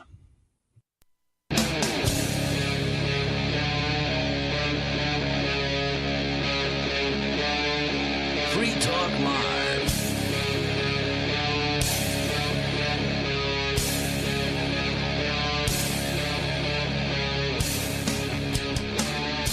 Free Talk Live. Call in. Talk about whatever's on your mind. It's Mark with you. Jay. Angie has stepped away. She has to take a flight early in the morning, so she had to leave a little early. And Jay, we were just talking about a crazy situation, where a mom left her 6 kids in the car. I presume that car is a minivan, to get some muffins at a coffee shop. And she comes back. The cops are there. The cops file a CPS thing against her. The CPS and a sheriff come to her house. They say that if you don't let us in, we're going to come back with the warrant, and we're going to take your kids. And she lets them come in, and then the CPS worker proceeds to disrobe some of her children. I don't know if all of them, including a 4-year-old who she said looked scared and ashamed after all this occurred. And, you know, it's scary when you think about custody in that way. But this sort of thing can not only happen to your children, it can happen to you. So this story isn't really recent. It's from last year, but I've been holding it because I was kind of waiting for the right time to talk about it. And here it is, coming from Fox 4 News. This is the the local affiliate down in Collier County, which is where Naples is, I believe. A woman is taking action after becoming the victim of a bogus guardianship case. Have you heard of guardianship stuff, Jay? I mean, is this guardianship over kids? Nope. Or like... Nope. No, I don't know then. Well, I'll read a little bit about it, then I'll explain it, okay? So Karen Federighi, received a knock on her door in January 2016 from a court-appointed attorney and a sheriff's deputy. I'm told that I'm a ward of the state. The guardianship case normally involves a relative asking a court to be given decision-making rights over another relative's estate if that person can no longer make decisions for themselves. So, you know, if one of your parents has become demented and needs help, and a lot of times when people are dealing with dementia, they're not all there and they're not making the best decisions. And sometimes, admittedly, courts have to step in and let people make decisions. I do know what you're talking about now. Yeah. I have a friend who recently had to go through this with his father because it's very bad dementia and Alzheimer's. Right. And what happens is that sometimes, and it's not as uncommon as you might think, people who are completely capable of taking care of themselves, completely in control of their faculties, are swept up into this because, in many cases, you're not invited to the hearing. You never even get a chance to present your side of the story. The judge never even asks because most of the time when they're dealing with this, it's just easier to write the paperwork. Yeah, whatever. Go take care of them. Obviously they need the help, right? Because otherwise, why would somebody be there helping? I would say all U.S. citizens are actually property of the state. There's a federal court. There's a Supreme Court ruling on it. Fox Steel versus Wheeling Steel. in the 70s. But, you know, a U.S. citizen is a second-class citizen. A U.S. citizen was specifically created by an act of the Constitution, the 14th Amendment. You know, you had your first class of citizens are your state citizens. This is why I claim to be a New Hampshirean, not an American, not a United States citizen. New Hampshire's my nation. I am a citizen of the New Hampshire nation, not the state of New Hampshire, and not the United States. Well, just to be clear. Yeah, I mean, if that's the first-class citizenship and U.S. citizenship is a second-class citizenship, this is about ninth-class citizenship, right? So these people have no rights. Second-class citizens are slaves as far as I'm concerned. Federighi says a jealous relative filed a guardianship against her. The court deemed her incapacitated to handle her finances, even though there isn't anything wrong with her. The legal proceedings drained Karen of all of her finances. Desperate, she moved away. I finally escaped in November of 2016. So this happened in January of 2016, and by nearly a year. Yeah, by November, a philanthropist saw my story on the internet, it says, and wired me some money. Karen returned to Collier County trying to get some justice of her own. My nursing career ended. My character totally assassinated. Another Collier County woman, Peggy Dupree, is suing the county as well. And she didn't lose her estate. She lost her son. She claims her autistic son was treated by a doctor without her knowledge. When Peggy alerted authorities, she lost custody of her son. Though Karen and Peggy's cases are different, they're joining forces to try and stop what they say is a broken and corrupt system. It's not just about the money. It's about exposing how corrupt these guardianships are and how it exposes the vulnerable and the weak. Karen says that she has another lawsuit pending in Chicago against the relatives who sued to get control of her inheritance in the first place. So what happens here is, and this can happen, it often happens to people over the age of 65, right? And this can only happen because government provides a system for it to happen. Yes. This kind of stuff could not happen without the organized crime racket calling itself government. Right. That much is absolutely true. They use a system which makes some sense. I'm not saying it doesn't make any sense. It's just that, it's abused in some cases, and that needs to be pointed out, and it's very important to point it out. So as we get older, at some point we're going to reach a point when we're no longer able to take care of ourselves, or we're going to be dead. One of those two things is going to occur. And it happens for different people at different ages. I'm sure Collier County, Florida, deals with this far more often than your average county. Yeah, you got a lot of retirees down there, and their kids probably aren't around, or they might not have kids. Right, so the judges are probably just going through and rubber stamping these things, and that's going to necessarily have a consequence, just rubber stamping stuff. So if, for instance, Jay, I was to say that you're incapable of taking care of yourself, and you need a court-appointed guardian. Well, the guardians are able to bill your estate for everything that they do. Oh, it's just like when they put the people in a nursing home, $90,000.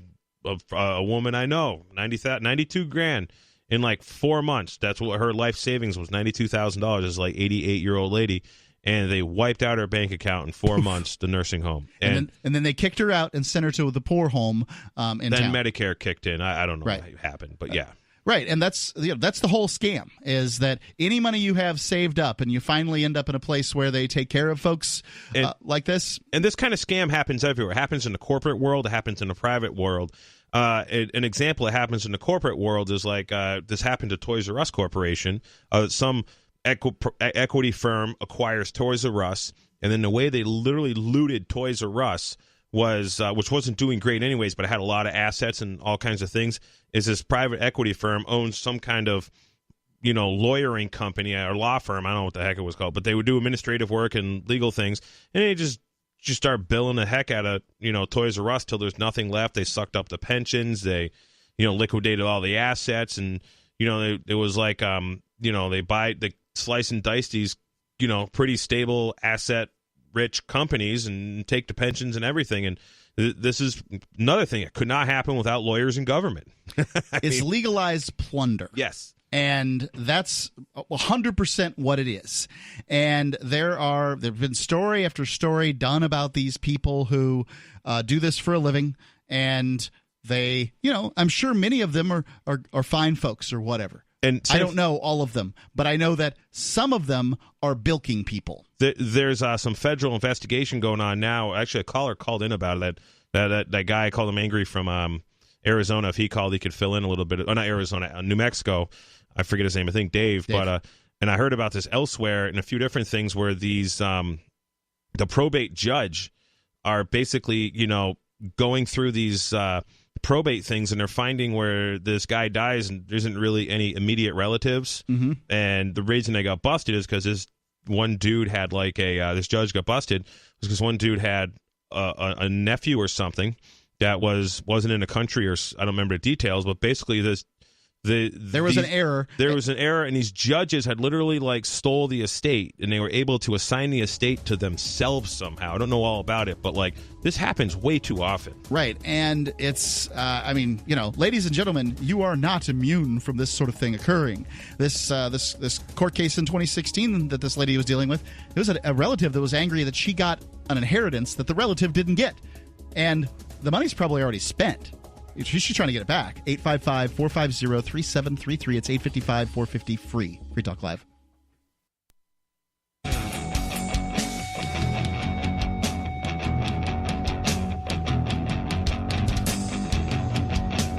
Free Talk Live. It's Mark with you. And Jay. Feel free to call in about guardianship abuse or anything else here on Free Talk Live. We're going to get right back into it, but I want to tell you about a website.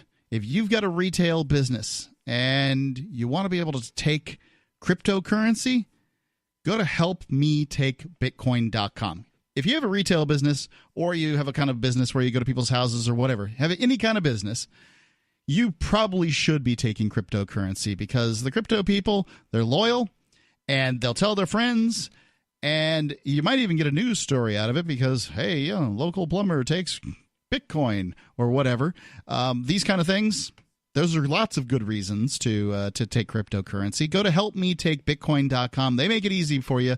And when I say easy, very easy. If you already have a cryptocurrency wallet, this could be as little as 2-minute process. Helpmetakebitcoin.com. And either way, if you don't have one, they'll tell you how to do that too. helpmetakebitcoin.com. They got videos right there on the site to make it easy for you. helpmetakebitcoin.com. Let's go to Bob calling him from Chattanooga, Tennessee. Bob, you're on Free Talk Live. Yes, sir. I wanted to tell you about the scam the government's pulling on me and my wife. Okay. My wife is 74 years old. I'm 69. She is a brittle diabetic, which means she's very, very sick. She ran out of rehab days, and so she's got to stay out of the hospital 60 days in order to reset her rehab days. She can't do it. She may be 2 to 3 weeks before she go out of the hospital. The solution from the government is you go into a choices program, and when you go into the choices program, we'll take care of her. But when you die, your house goes to the government. Really? And yes, sir. It's called the choices program. You look it up. You have to sign everything that when you go on Medicaid that I can stay in my house as long as I'm alive, but as soon as I die, then the government takes my house and they sell it. My children get nothing, zero, nuka, because they're gonna screw me into the ground. This is clearly a crazy system, and I'm not trying to defend it at all. But here's where my mind goes first, Bob. Is it possible to do a quit claim deed? First, quit claim your kid onto the house, and then quit claim yourself off of the house, and basically give your house to your kid. Have a contract with them that says, "Hey, we can stay in our house as long as we want, and then after that, you guys do what you want with it." But then the government's already figured that out, sir. They'll go back 5 years, and if you've done that less than 5 years, then you committed fraud. I see. Yeah, another thing that's really getting popular is these reverse mortgages. Yeah. There's a fella I buy hay from, and he has been telling me that they keep on sweetening the pot on his New York home and farm, and his farm is very valuable to develop where it is. And they're offering him all kinds of money on his reverse mortgage thing, and his health isn't that good. I mean, I don't even think he's going to make hay this year. He's pretty old. He's like 89 years old, and he just can't do things. And he says, "Oh yeah, the bank wants to buy it." And I'm like, "What? You got a mortgage on it?" He goes, "No, but I keep on getting these reverse mortgage calls where they're going to give me a couple $1,000s a month for the rest of my life." And he's like, "I could be gone tomorrow." And he's got one kid and 2 grandchildren, and and he's just. And I've been hearing this, for a few years now. This reverse mortgage thing sounds kind of similar to what they're talking about. So in Bob's situation here, it's either suffer and his wife suffers and not goes to rehab, or sign over your house. Sounds like. Bob, what about? That's right too. What about this, Bob? The thing about I got one more idea. Shoot down this idea. See if you can. So there's things called home equity lines, and you can get basically they'll give you a loan for the value of your house. Now, this isn't as good as turning it over to your relatives or whatever, but then you can get the value out of the house in dollars now, and then the government can take it from you later. And it'll still, the note will still be on it. So you can have the cash and be able to pay your expenses or whatever, but the government really can't take it from you if it's in cash. How's that? That's an option. I really appreciate that, sir. And one on the reverse mortgage. Yeah. What if that guy dies? He signs the papers and then he dies the next day. His family gets nothing. Yeah. That's basically it. These reverse mortgages don't seem like a good. At all. Yeah, they don't seem like a good idea to me at all. I'm sure that there's somebody out there somewhere where this is the right move for them. But I would think, ladies and gentlemen of America, I would think long and hard before I signed up for a reverse mortgage. And Bob, with your wife's rehab, I don't know how in depth it is. If you need, does it require being in a hot tub, doing certain exercises and stretches? You might be able to find someone who is in this business, who does this, some certified nurse's assistant or some physical therapy. I don't know what part of the country you're in, if there's any of these people are on Craigslist to help out with this. But I dated a girl a few years ago, and she was a CNA, and she did some advertising for in-home care, and she would help take care of folks. And she still does this, from what I understand. And she charges $21 an hour, I think. That's what she was doing back then. But if you hired a firm, it would cost you $45 an hour, basically. And they would pay the nurse, $12 an hour. So, there are options. I don't know if you need special equipment, but if you needed if part of my grandmother's physical therapy to rehabilitate her hip and her knee, required her to do these stretches in a hot tub. And she had to go to this because I brought her there several times, and the nurses would stretch her and manipulate her body certain ways for, part of the rehab. So, do a little investigation of what you need. You might be able to source it with cash, and maybe you buy a hot tub, or I don't know what you need for implements, but the stuff is out there, and we could anybody can get creative and get some things done. Can I ask you one more question? Because I feel I'm more libertarian than Republican. Okay. How does the libertarians feel about health care? Or is everybody supposed to supply their own? Or what's the way they feel about that? Yeah, I think that healthcare is so messed up in this country that it's difficult to even see the libertarian position. The libertarian position is the government shouldn't have been involved in healthcare in the first place, and that the price of healthcare, the healthcare costs have gone up commensurate with government intrusion. So as government got further and further and further into the healthcare industry, prices went farther and farther and farther up. And some, Bob, might call it a conspiracy, that maybe they realized that when Hillary Clinton tried to make Medicare for all or whatever it was that she was going to do, that dog wouldn't hunt. But if we make healthcare expensive enough, then everybody will clamor for the government to take over for it. And so maybe that's why George Bush had the largest intrusion of government in the medical sphere under his administration. Then Obama had the largest at that time, too. And now healthcare costs are through the roof and nobody can afford it. And some kind of solution has to be had. Yes, sir. So this is terrible, the way that we are being treated by our own country. We worked our lives and supported a Social Security system and a health care system, and now when we need it, we can't afford it. You're absolutely right, Bob. Thank you for the call. That's the life of a slave. That's what right happens when you let the government do things. 855-450-3733. Are you concerned that liberty, free market economics, and the values that made America great are no longer taught in schools? Well, so am I. So I got my son the Tuttle Twins children's book series. My name is Jack, and I'm 11 years old, and I just started the Tuttle Twins. So far, I have learned that some people can use the government to ruin the economy and destroy people's businesses. Give all the young people in your life a chance at reason and clear thought, because they're not going to get it at school. There are 9 books in the series, and each one teaches a set of ideas that children aren't getting elsewhere. Go to TuttleTwins.com and use coupon code FTL to get 40% off. Again, that's TuttleTwins.com.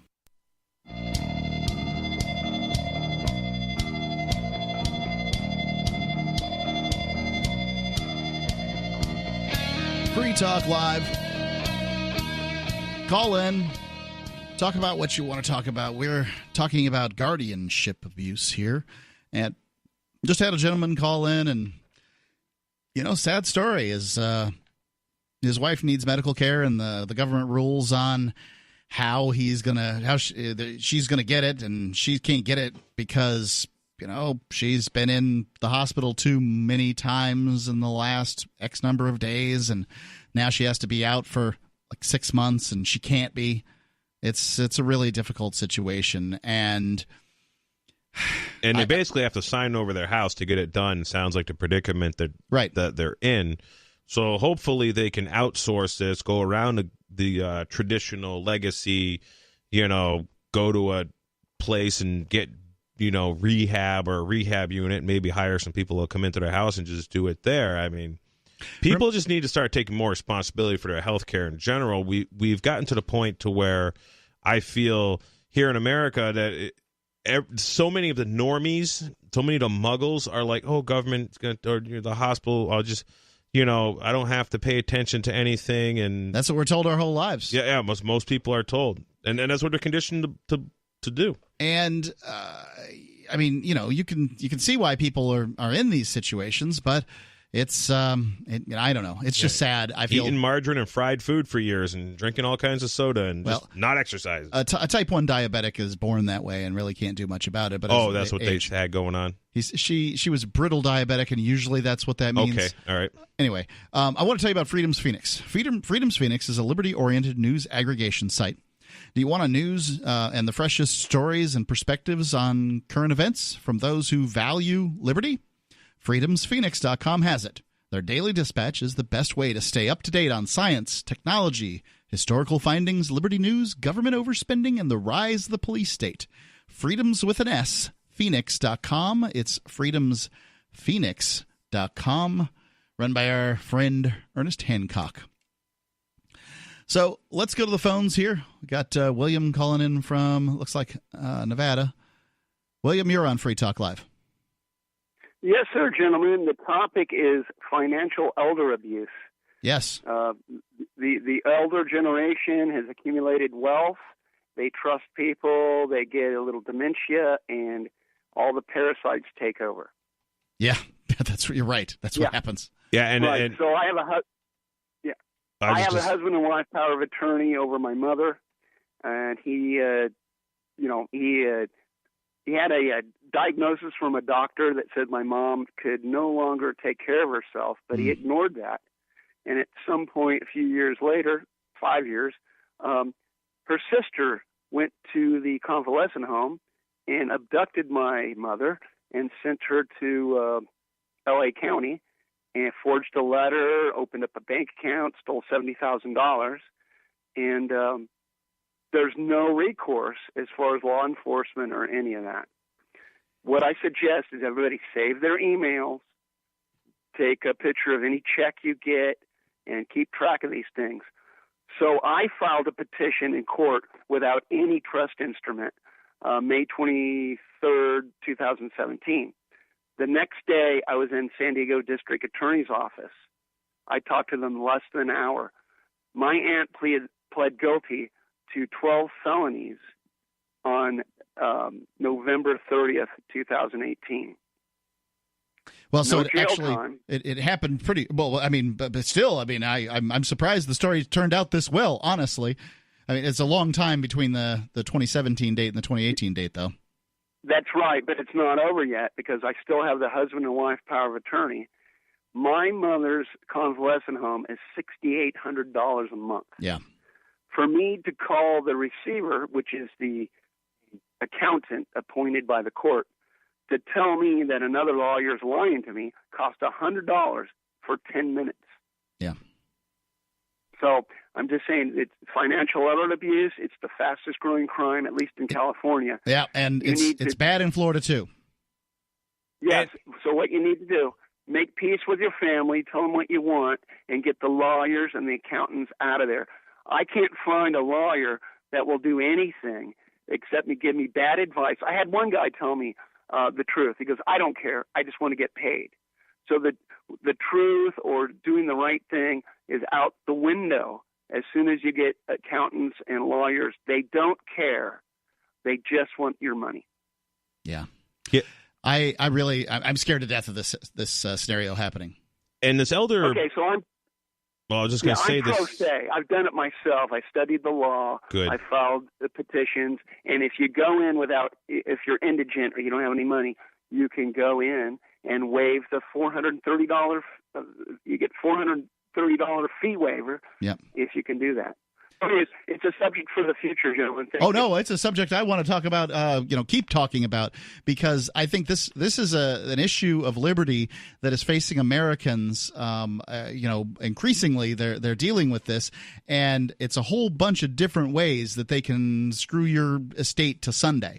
You think you've worked your whole life so that you'll be taken care of in your old age, and then maybe be able to pass on a little bit to your kids or grandkids, and there are these rapacious vultures out there that intend to pick you dry, and then once they have, they will throw you in the poorhouse. These nursing homes that are intended for those that are indigent, like you were saying. And I'm not saying that the worst things in the world, but they aren't palatial, right? They're bare bones, and it's not what a lot of people were working for and what they expected. Yeah, absolutely. Now, what happened here is. The district attorney got a prosecution. They got a conviction without even a court trial. But they left me in the cold because I go, wait a second, I got a husband and wife power of attorney. Look at the trust instrument. There, in the original trust, you had 6 months to divide it into a survivor's portion and an exemption trust. Well, my mother didn't do that within 6 months. But it doesn't matter because the lawyer will tell you what you believe, and they'll take your money. And now I have 2 trusts without a valid trust instrument, and it goes on and on. And if you go to court, that judge, you can't assume he even read the contract. I mean, you got to hold his hand like he's a 3-year-old. Yeah, well, he's not going to read that thing. I mean, these things are pages and pages long. They're not going to read it. You absolutely do have to tell them step by step. William, let me know if there's any new information in this case as it proceeds. The numbers, thank you so much for the call. 855-450-3733, 855-450-FREE. Here from the story here, it says a guardian is someone who's appointed by the court who can act on behalf of the individual who's under a mental or physical disability and as a result is unable to make responsible decisions about his or her care or property. But, that obviously there are people in those conditions. However, if you get thrown into one of these situations and you aren't one of them, or a family member does, and you can't do anything about it, that's a really tough scenario. I mean, and I'll bet you a lot of these situations where this elder abuse happens is for like what the examples that we've just heard isn't like these is probably not this old lady who has nothing and lives in an apartment and is getting a Social Security check for $500 a month. No, it's people who've managed to save. But I will tell you, I do know of a situation where the victim is 85 years old. She collects about $1,100 a month between Social Security and pension, and she has a son that's 57. I think he's 57, and he's a crackhead. And you should still find crack? I thought that stuff went out in like 1992. What? Yeah, I guess. I mean, it's all still around. I mean, the government invented it. It's here to stay. So, anyways, he's a crackhead, and she gets her Social Security on like the 3rd or the 4th, and she gets her pension on like a couple days later. Well, for those few days, he just basically swipes her debit card, and he's gone, and totally wipes it out. And she is just like totally denies that her son's stealing from her. And it's like, how's she eat? Well, she lives with another relative that feeds her and takes care of her. And then her son shows up and steals from her. That's how she eats. Free Talk Live, 855-450-3733. 855-450-FREE. You got to think about these things before they happen, people.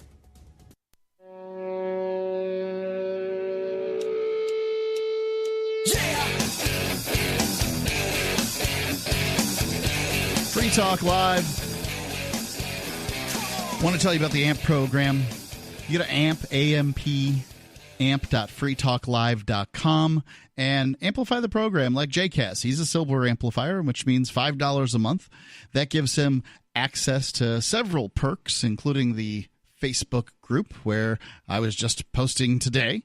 And that's only for amplifiers. So go to amp.freetalklive.com. Help us to spread the ideas of liberty, to spread the ideas of freedom of speech. If you're concerned with elderly people being taken advantage of, like we're reading here, well, the AMP program allows you to help us to get on more radio stations, to get more people listening to the podcast. And these are the ways that we spread these ideas. I want to tell you about this one last story real quick. It's of Rudy and Renee North, who were happily living together in Las Vegas when one day there was a knock at the door. It was one of the officers of the court who gave the couple 3 options. This is a quote from Rudy. We call the police, we have you go to a psychiatric ward, or choice 3, an assisted living facility. They were suddenly moved to a facility by a woman they had never met before, who was given control of them by a judge who had also never met them. And by the time they got out from under the guardian's control 2 years later, most of their money was gone. These people had a savings, and it was more than, I believe, if I remember correctly, $200,000, and most of it was gone. I got to believe that there is these services, law firm services, full of lawyers. I refer to lawyers as bar maggots. I advise people to never deal with lawyers. They're lying scumbags. Pretty much everyone I've ever met. And they've just got to be looking for these people, hustling them. I mean, and it's so easy to do now with data. I mean, your data's out there everywhere. Right. I mean, everything is known about everybody, and especially a lot of these, folks are on. Everybody's on Facebook and got a Gmail account, and they swipe their Stop and Shop card or whatever, and just all the data's out there. The data's mined, and it's for sale. And you can buy data, I'm sure. I don't know how to do it, but there has got to be firms. It's out there. They're just looking for these people to hunt them down and steal from them. Let's go to the phones. David in New Mexico. David, you're on Free Talk Live. Yeah, I got in my right hand, I got the original document that separated me from my children, which piece by piece, it's only one page, but can't go through it all at one time. But piece by piece, I want to share some things from it because it's along the lines of what you started out with when the woman who had left her children in the car and the CPS, Child Protective, came into her home with the cops and they stripped her children naked. It's along the lines of that kind of thing. But let me say that subject and the one you're talking about now, they're all related. Everything is related nowadays. It's all tied together to accomplish the agendas that the people of the industrial complex that is your government. This is all by design. None of this is by accident. At the end of your life, they want your money during your life, and at the end of your life, they want to get that. They want to recapture all of that money. So really, you never got anything unless you outsmart them in the ways that you can. And then when they figure out a way, like your one gentleman clued you into, that if you get rid of your assets less than 5 years from the time that you are spending Medicaid dollars, then they'll charge you with fraud. So basically, in that case, as soon as you have heirs that you intend to pass on things to at your death, even if you're 35 years old, you should start passing them on to the next generation so that it's not legally in your name as you age. And one of the things that, if you go back, whether you want to count it as 100 years or 200 years or 75 years, it's different for every people in place. But when the Industrial Revolution broke down the family, I believe that people in power saw the benefits to the people in power of the breaking down of the family. Because if you go back to, let's say you go back 200 years and there's a family on a farm somewhere in the United States, they didn't have any need for nursing homes. I mean, it might have helped with some things, but they took care of their own. But then the government came along and said, hey, don't work on the farm. Come and work in the factory here. We'll give you all this money. And so the people abandoned grandma, and then they needed to made a new business so they could sell nursing home space, and people would have to pay for that cash, or else buy a policy, or hey, we'll help you with Medicaid. But you gotta have no assets in order to qualify. So you have to spend down your assets, or have. It's a heck of a jump forward from the Industrial Revolution to Medicaid, but I'll at least agree with the last part of your premise. Are you saying that you can't? Are you saying you can't follow it? I'm saying that the Industrial Revolution was inevitable. I don't think it was some kind of government conspiracy. And okay, you're missing the point. Let me help you out. They may not have the foresight to say, hey, let's have an industrial revolution so that we can do this to the citizens. What these idiots do is, when the natural flow of things happens, like you have a natural industrial revolution, which you identified. Now let me give you the next step, which you haven't identified. That's the maggots and the parasites see what happens. This is breaking up the family. Hey, you know what? We can make money off of this. And what I'm trying to tell you is, no matter what it is, they find a way to make money off of it. Yep, they're maggots and parasites. That's true. That's what I said. So do you follow it now? Well, I'm not sure that I see the correlation between the Industrial Revolution and this, but I certainly see that in the. Let's drop that. Let you think about it some other time. Okay. And let me just move on. So on the subject of the children thing, the equivalent situation that happened to those people. What happened to me was, under the current laws that we have, my ignorance, not knowing that if you have possession, meaning you're physically holding your child, that the other parent can't take that child away from you. So if you split up with your spouse and you allow, as one parent, you allow the other parent to leave that household and establish a new household and take your children with, that was a mistake. Because then you can only get your children back with their cooperation or with a court order.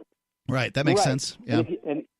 And now you're in the situation where you were talking. Your caller just now a few minutes ago was talking about, and Jay was talking about, don't patronize the attorneys, and that's correct. It can work out for you if you have a lot of money to spend and you pay the right attorneys. It can work out for you, but it's going to cost you tens of thousands of dollars to make it work out for you. Aren't you basically going to a gunfight with a knife if one spouse has an attorney in a family court situation and the other doesn't? I don't think so. Dave? You're saying, are you going into? Yeah, I'm asking a question. You are. You can survive or even win in that situation, but it's extremely difficult. I mean, I've managed to stay alive this entire time without an attorney that I was paying for, and most of it without any attorney at all. And the only reason I stayed alive is because I had enough raw brain power to navigate my way through the legal system, get what minimal education I needed in order to stay alive. Whereas the majority of other people, without professional help, wouldn't have been able to keep their case alive. So yeah. However, if you have the ability to do these things yourself, which if you have an IQ of 120 or above, you can do fairly well as compared to the average person, and it's worth pursuing because if you go the attorney route, you're going to spend like I said, you're guaranteed in any kind of a case like what we're talking about, you're going to spend tens of thousands of dollars and closer to $100,000 than zero. Doesn't the other spouse have to spend that same kind of money in order to do this? Correct. So if they tap out, well, it depends. They might get it from their parents. They might already have it. I mean, in my case, they destroyed my ability to earn. And they're a two-income household, both of them making closer to 100 than to 50. So take their combined income of a minimum of a combined of $100,000 to mine, which is like basically 10% of that. So they can afford to pay an attorney, and I can't. So it depends on who you're matched against, yeah. And the attorneys will weigh this out too. They'll be looking at that's part of their case strategy. How much money does my side have to work with compared to how much money does the other side have to work with? That's some scorched earth stuff you were there. Talking about a case, that's scary stuff. The case you were talking about just now, were you talking about a Julie Belshie, Belshe? Were you talking about her case when you were talking about that guardianship case? I'm not sure that was one of the names of one of the cases. I don't. Well, hers is probably, it was her parents that unbeknownst to her, her parents disappeared. Literally disappeared one day. She couldn't find them. When she finally tracked them down 2 months later, they were living in, and they had some dementia. They were living in assisted living. They kidnapped them. David, thank you for the call. 85. I was given the telephone number. Check us out at freetalklive.com. All right, it's another edition of the Edgington Post Show. I am Mark Edge, and this is another interview for Free Talk Live, and I've got with me today Jo Ann Skousen, who is the wife of Mark Skousen, whom we interviewed on Free Talk Live probably 3 weeks to a month ago. Jo Ann, you there? Yes, I am. Thanks for having me, Mark. And we're going to talk about your passion today, which is the Anthem Film Festival, which goes on in conjunction with Freedom Fest. That's right. I started Anthem about 10 years ago because I wanted to create a venue for libertarian filmmakers or any filmmakers who are passionate about individuality, accountability, self-reliance, films that really celebrate the individual and observe the problems that happen when governments become too entangled in our personal lives. So I started out 10 years ago with a handful of films, a handful of attendees, and it has grown and grown until I'm just really proud of what we've accomplished with this film festival and with the films that are starting to be generated, because there is a place that you can take your non-Hollywood film and have it screened in front of hundreds of people. Can you tell me some of the films that are going to be being shown this year? Oh, sure. I'll tell you the grouping that I'm most surprised by and most proud of is a grouping of Iranian films. All of a sudden this year, I started getting emails from filmmakers in Iran who would tell me over and over again, I want to submit my film to your festival, but they can't get their money out. They can't send money. They can't. So I always have to give them a fee waiver, which I'm happy to do. I think they found me because last year I had an Iranian film that won an award. I see. And somehow that got out. And I just have these wonderful Iranian films that I'm going to be showing. And are these people who are, like pining for more freedom in their lives? I mean, absolutely. Absolutely. I probably received 30 or 40 from Iran, and I'm screening 4 of them. They're all short narratives. And they're very evocative. The quality of the filmmaking is amazing. But they talk about the unintended consequences or the personal consequences, the individual consequences of a war that goes on and on and on. And they're very moving, extremely well done. So I'm really proud of that aspect of the festival. And the fact that they're basically smuggling their stories out of Iran through the satellite up in the air. That is an amazing aspect of all this. And look at what technology has given us, the opportunity for, somebody to speak that would have whose voices would have never been heard previously. Exactly. So I'm really proud of those. And I have some documentaries that are really hard hitting. There's one called The Creepy Line. It tells the story of Google and how it got started and the surveillance. The title comes from a quote. it comes from a quote from the CEO of Google, where he said, the Google policy on a lot of things is to get right up to the creepy line and not cross it. So it's not about creepiness like pedophilia or something. It's about the creepiness of inviting Google into your house, inviting Alexa into your house, and how they use that. And it can be good. You know, I love getting ads that are targeted at me when I'm actually looking for something, but it's also kind of creepy that they know what I'm looking at. Yeah. So, and then we have a wonderful panel afterwards with to talk about the creepy line, the invasion of internet surveillance, and that's one of the things we do at Anthem. We include panels that we call from Freedom Fest, and we bring these experts over, and we have panels after our screenings to talk about the topics. Yeah. Another one, the fight of our lives, defeating the ideological war against the West, and it talks about how quickly we are giving up our foundational culture in the name of diversity and fairness and so forth, tolerance, and that we could lose it in just a very few years. Yeah, I'm always curious about the different ideas that these filmmakers have, and they have so few ways of getting themselves heard. There's these feeder mechanisms for us to consume media, and if it doesn't get through the filter on that feeder mechanism, it gets much more difficult for a filmmaker to make it through.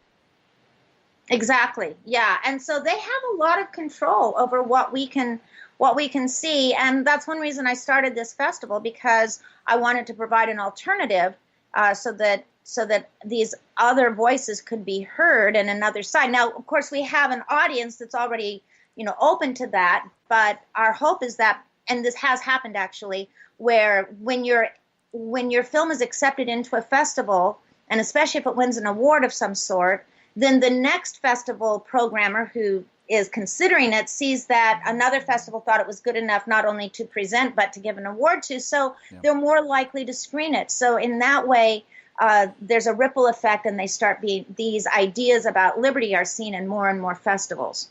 Yeah, and I didn't agree by any stretch of the imagination with every film that I saw at Anthem Film Festival, and why would I? They're not my films. I didn't make them.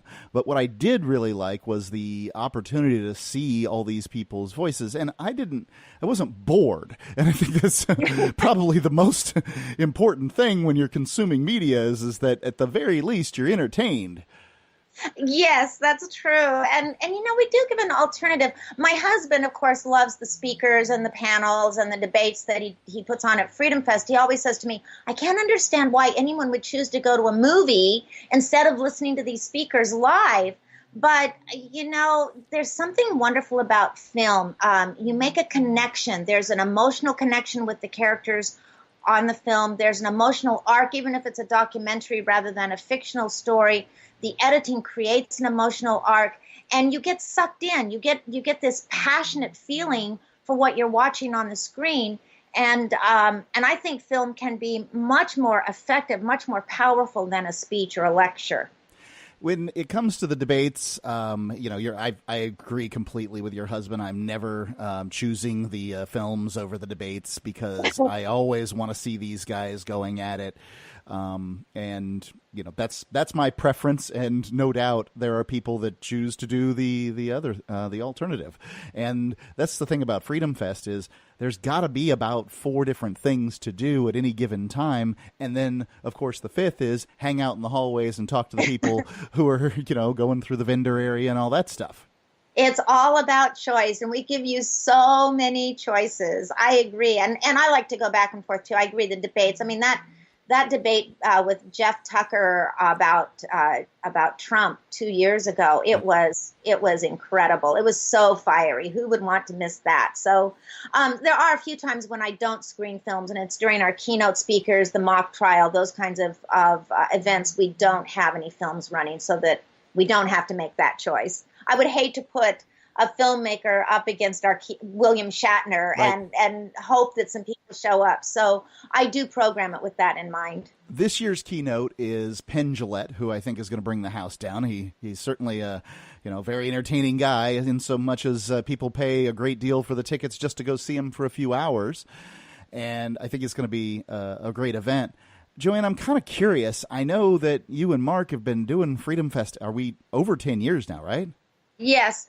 The very first one was actually Fee Fest. It was when Mark was president of the Foundation for Economic Education. And so we did a big national convention for Fee. And then we did it in association with Young Americans for Freedom for about 3 years. And then we just decided to take it back, do it ourselves, make it a for-profit rather than a non-profit event. And so we've been doing that since 2007. So this is such a big festival. This is the largest liberty-oriented festival in the world. And there are people from around the world that come to the event.